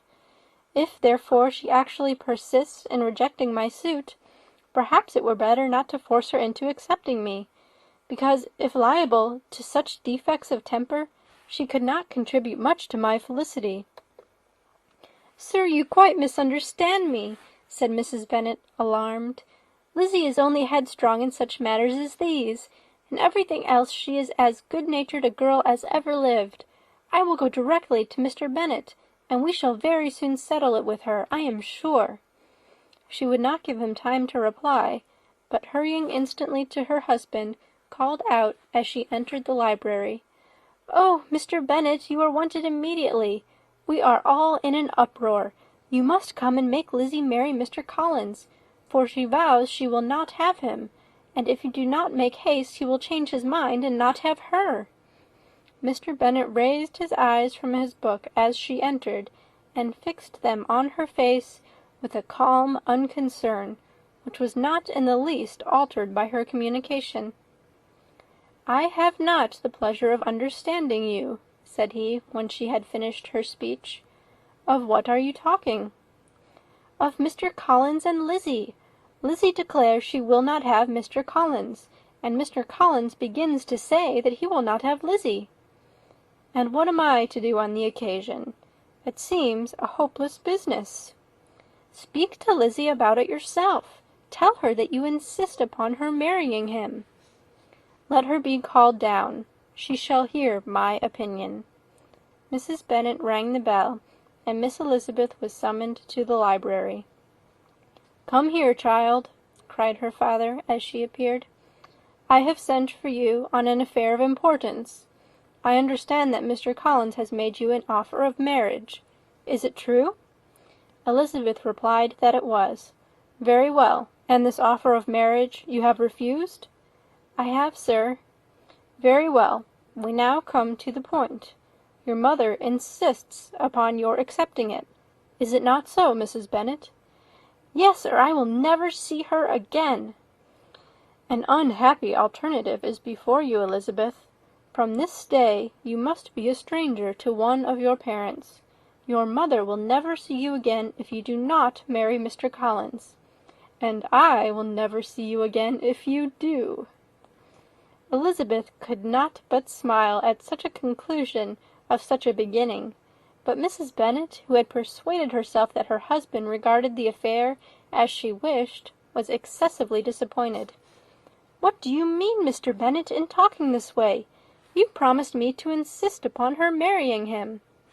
"My dear," replied her husband, "I have two small favours to request. First, that you will allow me the free use of my understanding on the present occasion, and secondly, of my room. I shall be glad to have the library to myself as soon as may be." Not yet, however, in spite of her disappointment in her husband, did Mrs. Bennet give up the point. She talked to Elizabeth again and again, coaxed and threatened her by turns. She endeavoured to secure Jane in her interest, but Jane, with all possible mildness, declined interfering, and Elizabeth, sometimes with real earnestness, and sometimes with playful gaiety, replied to her attacks. Though her manner varied, however, her determination never did. Mr. Collins, meanwhile, was meditating in solitude on what had passed. He thought too well of himself to comprehend on what motives his cousin could refuse him, and though his pride was hurt, he suffered in no other way. His regard for her was quite imaginary, and the possibility of her deserving her mother's reproach prevented his feeling any regret. While the family were in this confusion, Charlotte Lucas came to spend the day with them. She was met in the vestibule by Lydia, who, flying to her, cried in a half-whisper, "I am glad you are come, for there is such fun here. What do you think has happened this morning? Mr. Collins has made an offer to Lizzie, and she will not have him." Charlotte hardly had time to answer before they were joined by Kitty, who came to tell the same news, and no sooner had they entered the breakfast-room, where Mrs. Bennet was alone, than she likewise began on the subject, calling on Miss Lucas for her compassion, and entreating her to persuade her friend Lizzie to comply with the wishes of all her family. "Pray do, my dear Miss Lucas," she added in a melancholy tone, "for nobody is on my side, nobody takes part with me. I am cruelly used. Nobody feels for my poor nerves." Charlotte's reply was spared by the entrance of Jane and Elizabeth. "Ay, there she comes," continued Mrs. Bennet, "looking as unconcerned as may be, and caring no more for us than if we were at York, provided she can have her own way. But I tell you, Miss Lizzie, if you take it into your head To go on refusing every offer of marriage in this way, you will never get a husband at all, and I am sure I do not know who is to maintain you when your father is dead. I shall not be able to keep you, and so I warn you. I have done with you from this very day. I told you in the library, you know, that I should never speak to you again, and you will find me as good as my word. I have no pleasure in talking to undutiful children. Not that I have much pleasure indeed in talking to anybody. People who suffer as I do from nervous complaints can have no great inclination for talking. Nobody can tell what I suffer. But it is always so. Those who do not complain are never pitied." Her daughters listened in silence to this effusion, sensible that any attempt to reason with her or soothe her would only increase the irritation. She talked on, therefore, without interruption from any of them, till they were joined by Mr. Collins, who entered the room with an air more stately than usual, and on perceiving whom, she said to the girls, "Now I do insist upon it, that you, all of you, hold your tongues, and let me and Mr. Collins have a little conversation together." Elizabeth passed quietly out of the room. Jane and Kitty followed, but Lydia stood her ground, determined to hear all she could, and Charlotte, detained first by the civility of Mr. Collins, whose inquiries after herself and all her family were very minute, and then by a little curiosity, satisfied herself with walking to the window and pretending not to hear. In a doleful voice Mrs. Bennet began the projected conversation. "Oh, Mr. Collins!" "My dear madam," replied he, "let us be forever silent on this point. Far be it from me," he presently continued in a voice that marked his displeasure, "to resent the behaviour of your daughter. Resignation to inevitable evils is the evil duty of us all, the peculiar duty of a young man who has been so fortunate as I have been in early preferment, and I trust I am resigned. Perhaps not the less so from feeling a doubt of my positive happiness had my fair cousin honoured me with her hand, for I have often observed that resignation is never so perfect as when the blessing denied begins to lose somewhat of its value in our estimation. You will not, I hope, consider me as showing any disrespect to your family, my dear madam, by thus withdrawing my pretensions to your daughter's favour, without having paid yourself and Mr. Bennet the compliment of requesting you to interpose your authority in my behalf. My conduct may, I fear, be objectionable, in having accepted my dismission from your daughter's lips instead of your own, but we are all liable to error. I have certainly meant well through the whole affair. My object has been to secure an amiable companion for myself, with due consideration for the advantage of all your family, and if my manner has been at all reprehensible, I here beg leave to apologize. End of chapter 20.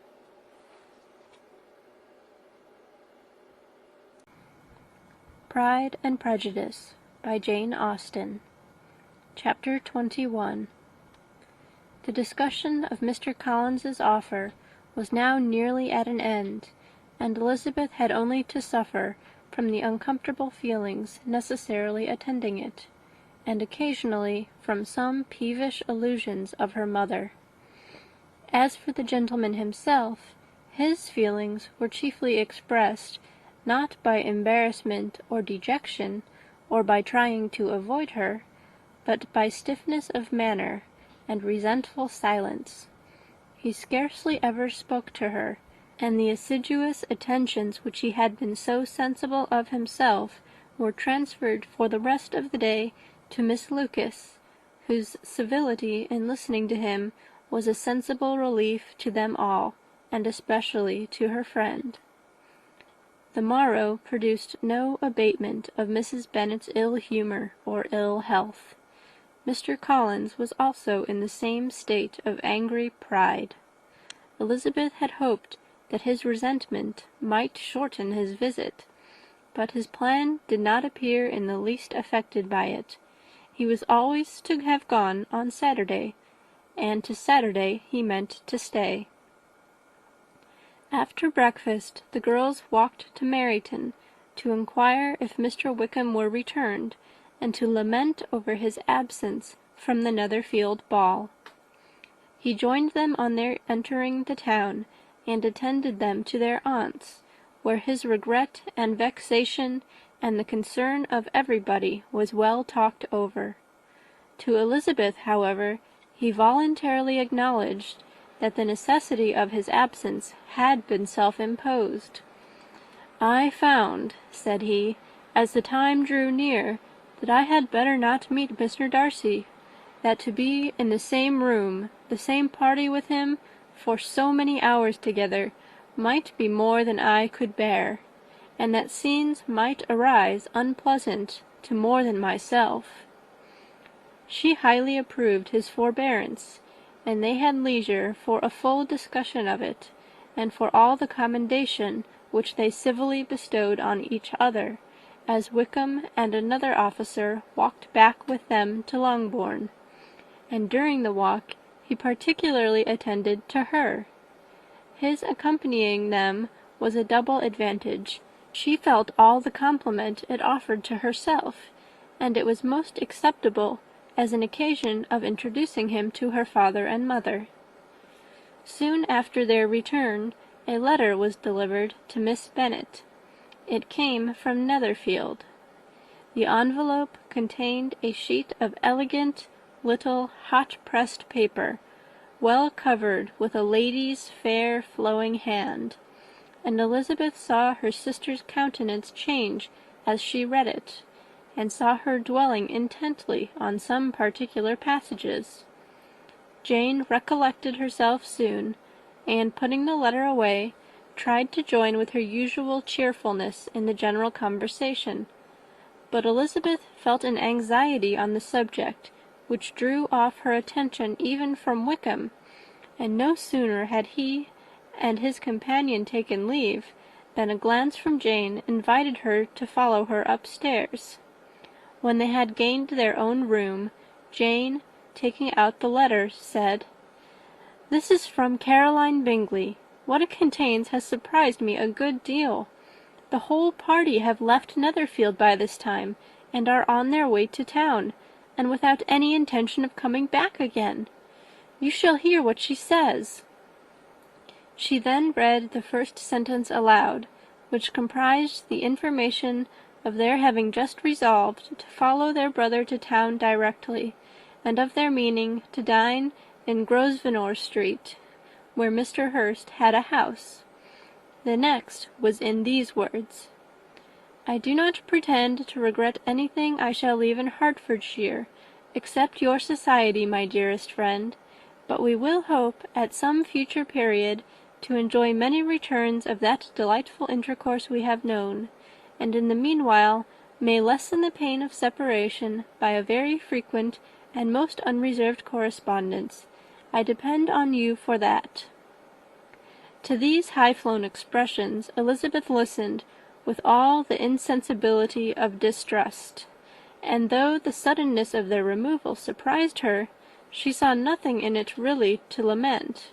It was not to be supposed that their absence from Netherfield would prevent Mr. Bingley's being there, and as to the loss of their society, she was persuaded that Jane must cease to regard it in the enjoyment of his. "It is unlucky," said she, after a short pause, "that you should not be able to see your friends before they leave the country. But may we not hope that the period of future happiness to which Miss Bingley looks forward may arrive earlier than she is aware, and that the delightful intercourse you have known as friends will be renewed with yet greater satisfaction as sisters? Mr. Bingley will not be detained in London by them." "Caroline decidedly says that none of the party will return into Hertfordshire this winter. I will read it to you. When my brother left us yesterday, he imagined that the business which took him to London might be concluded in 3 or 4 days, but as we are certain it cannot be so, and at the same time convinced that when Charles gets to town he will be in no hurry to leave it again, we have determined on following him thither, that he may not be obliged to spend his vacant hours in a comfortless hotel. Many of my acquaintances are already there for the winter, I wish that I could hear that you, my dearest friend, had any intention of making one of the crowd, but of that I despair. I sincerely hope that your Christmas in Hertfordshire may abound in the gaieties which that season generally brings, and that your beaux will be so numerous as to prevent your feeling the loss of the 3 of whom we shall deprive you." "It is evident by this," added Jane, "that he comes back no more this winter." "It is only evident that Miss Bingley does not mean that he should." "Why will you think so? It must be his own doing. He is his own master. But you do not know all. I will read you the passage which particularly hurts me. I have no reserves from you. Mr. Darcy is impatient to see his sister, and to confess the truth, we are scarcely less eager to meet her again. I really do not think Georgiana Darcy has her equal for beauty, elegance, and accomplishments, and the affection she inspires in Louisa and myself is heightened into something still more interesting from the hope we dare entertain of her being hereafter our sister. I do not know whether I ever before mentioned to you my feelings on this subject, but I will not leave the country without confiding them, and I trust you will not esteem them unreasonable. My brother admires her greatly already. He will have frequent opportunity now of seeing her on the most intimate footing. Her relations all wish the connection as much as his own, and a sister's partiality is not misleading me, I think, when I call Charles most capable of engaging any woman's heart. With all these circumstances to favour an attachment, and nothing to prevent it, am I wrong, my dearest Jane, in indulging the hope of an event which will secure the happiness of so many?" "What think you of this sentence, my dear Lizzie?" said Jane as she finished it. "Is it not clear enough? Does it not expressly declare that Caroline neither expects nor wishes me to be her sister, that she is perfectly convinced of her brother's indifference, and that if she suspects the nature of my feelings for him, she means most kindly to put me on my guard? Can there be any other opinion on the subject?" "Yes, there can, for mine is totally different. Will you hear it?" "Most willingly." "You shall have it in a few words.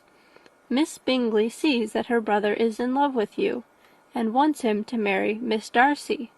She follows him to town in hope of keeping him there, and tries to persuade you that he does not care about you." Jane shook her head.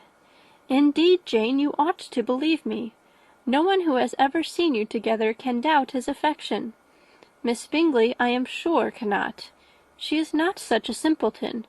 Could she have seen half as much love in Mr. Darcy for herself, she would have ordered her wedding clothes. But the case is this. We are not rich enough or grand enough for them, and she is the more anxious to get Miss Darcy for her brother, from the notion that when there has been one intermarriage, she may have less trouble in achieving a second, in which there is certainly some ingenuity, and I dare say it would succeed, if Miss de Bourgh were out of the way. But, my dearest Jane, you cannot seriously imagine that because Miss Bingley tells you her brother greatly admires Miss Darcy, he is in the smallest degree less sensible of your merit than when he took leave of you on Tuesday, or that it will be in her power to persuade him that, instead of being in love with you, he is very much in love with her friend." "If we thought alike of Miss Bingley," replied Jane, "your representation of this might make me quite easy. But I know the foundation is unjust. Caroline is incapable of wilfully deceiving anyone, and all that I can hope in this case is that she is deceiving herself." "That is right. You could not have started a more happy idea, since you will not take comfort in mine. Believe her to be deceived, by all means. You have now done your duty by her, and must fret no longer." "But, my dear sister, can I be happy, even supposing the best, in accepting a man whose sisters and friends are all wishing him to marry elsewhere?" "You must decide for yourself," said Elizabeth, "and if, upon mature deliberation, you find that the misery of disobliging his 2 sisters is more than equivalent to the happiness of being his wife, I advise you by all means to refuse him." "How can you talk so?" said Jane, faintly smiling. "You must know that though I should be exceedingly grieved at their disapprobation, I could not hesitate." "I did not think you would, and that being the case, I cannot consider your situation with much compassion." "But if he returns no more this winter, my choice will never be required. 1,000 things may arise in 6 months." The idea of his returning no more Elizabeth treated with the utmost contempt. It appeared to her merely the suggestion of Caroline's interested wishes, and she could not for a moment suppose that those wishes, however openly or artfully spoken, could influence a young man so totally independent of everyone. She represented to her sister, as forcibly as possible, what she felt on the subject, and had soon the pleasure of seeing its happy effect. Jane's temper was not desponding, and she was gradually led to hope, though the diffidence of affection sometimes overcame the hope, that Bingley would return to Netherfield, and answer every wish of her heart.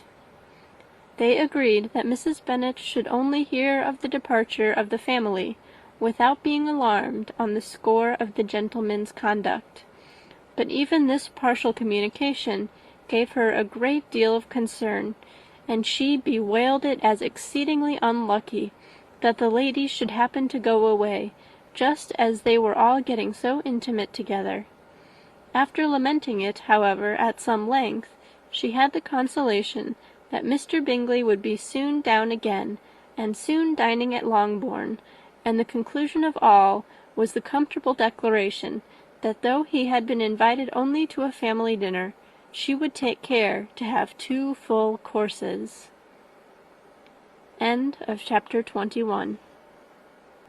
Chapter 22. The Bennets were engaged to dine with the Lucases, and again during the chief of the day was Miss Lucas so kind as to listen to Mr. Collins. Elizabeth took an opportunity of thanking her. "It keeps him in good humour," said she, "and I am more obliged to you than I can express." Charlotte assured her friend of her satisfaction in being useful, and that it amply repaid her for the little sacrifice of her time.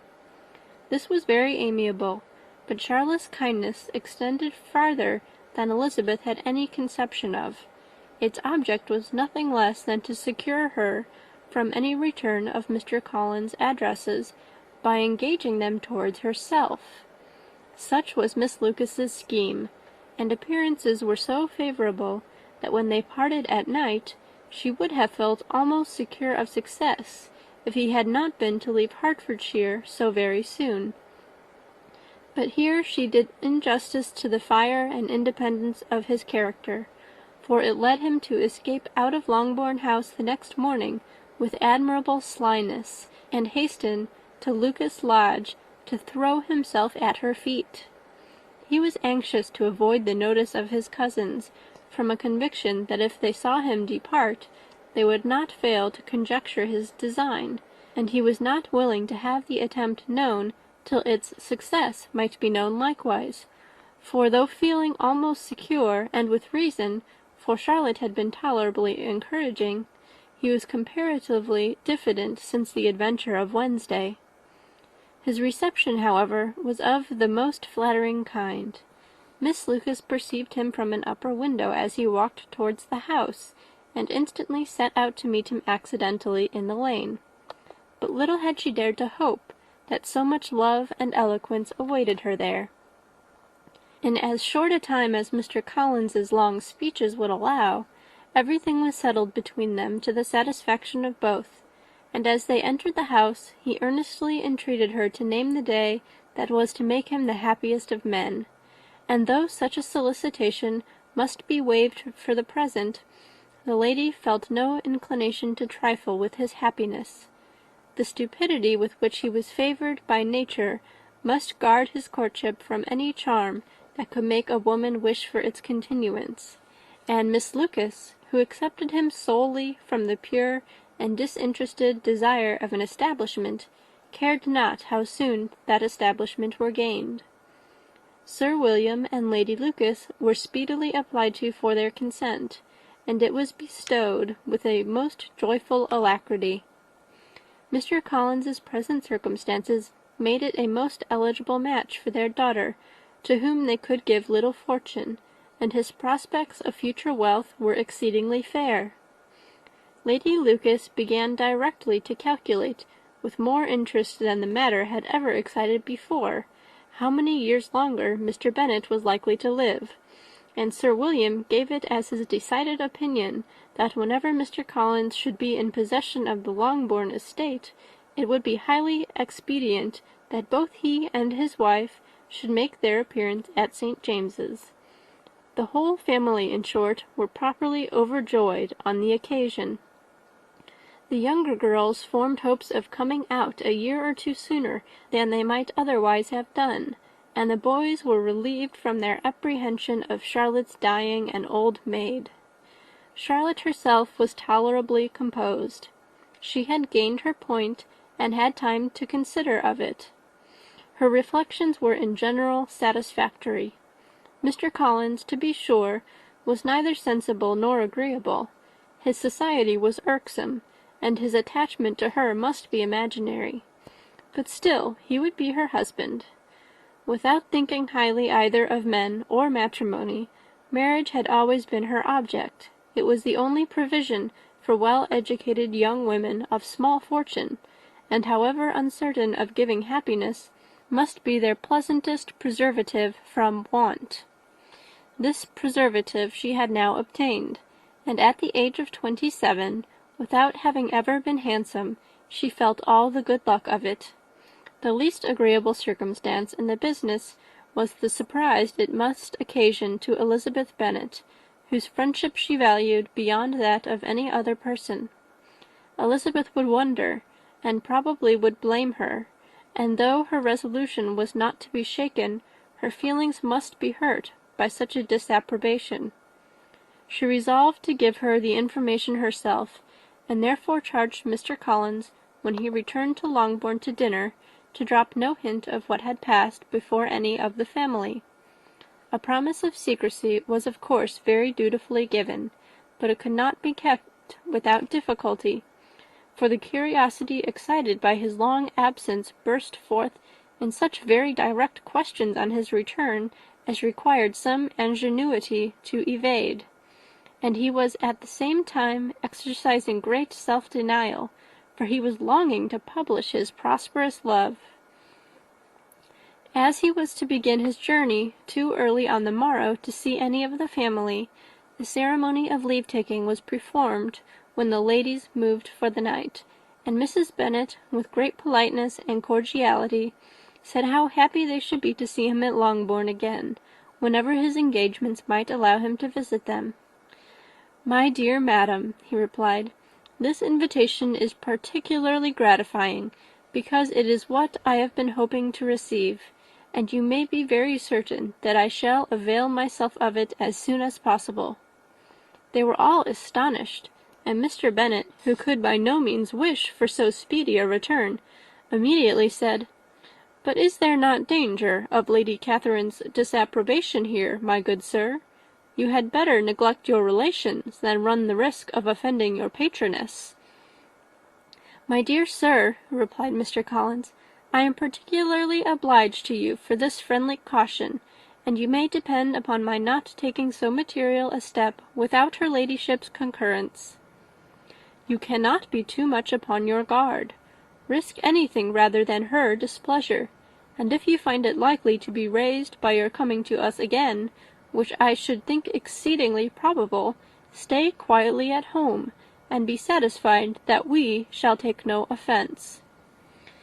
"Believe me, my dear sir, my gratitude is warmly excited by such affectionate attention, and depend upon it, you will speedily receive from me a letter of thanks for this, and for every other mark of your regard, during my stay at Hertfordshire.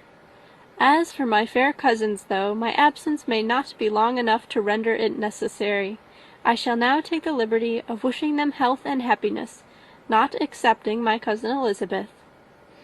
With proper civilities the ladies then withdrew, all of them equally surprised that he meditated a quick return. Mrs. Bennet wished to understand by it that he thought of paying his addresses to one of her younger girls, and Mary might have been prevailed on to accept him. She rated his abilities much higher than any of the others.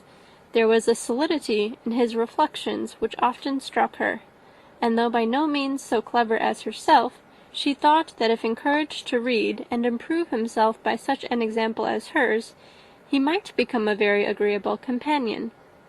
But on the following morning every hope of this kind was done away. Miss Lucas called soon after breakfast, and in a private conference with Elizabeth related the event of the day before. The possibility of Mr. Collins's fancying herself in love with her friend had once occurred to Elizabeth within the last day or two, but that Charlotte could encourage him seemed almost as far from possibility as she could encourage him herself, and her astonishment was consequently so great as to overcome at first the bounds of decorum, and she could not help crying out, "Engaged to Mr. Collins! My dear Charlotte, impossible!" The steady countenance which Miss Lucas had commanded in telling her story gave way to a momentary confusion here on receiving so direct a reproach, though, as it was no more than she expected, she soon regained her composure, and calmly replied, "Why should you be so surprised, my dear Eliza? Do you think it incredible that Mr. Collins should be able to procure any woman's good opinion because he was not so happy as to succeed with you?" But Elizabeth had now recollected herself, and making a strong effort for it, was able to assure with tolerable firmness that the prospect of their relationship was highly grateful to her, and that she wished her all imaginable happiness. "I see what you are feeling," replied Charlotte. "You must be surprised, very much surprised, so lately as Mr. Collins was wishing to marry you. But when you have had time to think it over, I hope you will be satisfied with what I have done. I am not romantic, you know. I never was. I ask only a comfortable home, and considering Mr. Collins's character, connection, and situation in life, I am convinced that my chance of happiness with him is as fair as most people can boast on entering the marriage state." Elizabeth quietly answered, "Undoubtedly," and after an awkward pause they returned to the rest of the family. Charlotte did not stay much longer, and Elizabeth was then left to reflect on what she had heard. It was a long time before she became at all reconciled to the idea of so unsuitable a match. The strangeness of Mr. Collins's making 2 offers of marriage within 3 days was nothing in comparison of him being now accepted. She had always felt that Charlotte's opinion of matrimony was not exactly like her own, but she had not supposed it to be possible that when called into action she would have sacrificed every better feeling to worldly advantage. Charlotte, the wife of Mr. Collins, was a most humiliating picture, and to the pang of a friend disgracing herself and sunk in her esteem was added the distressing conviction that it was impossible for that friend to be tolerably happy in the lot she had chosen. End of chapter 22.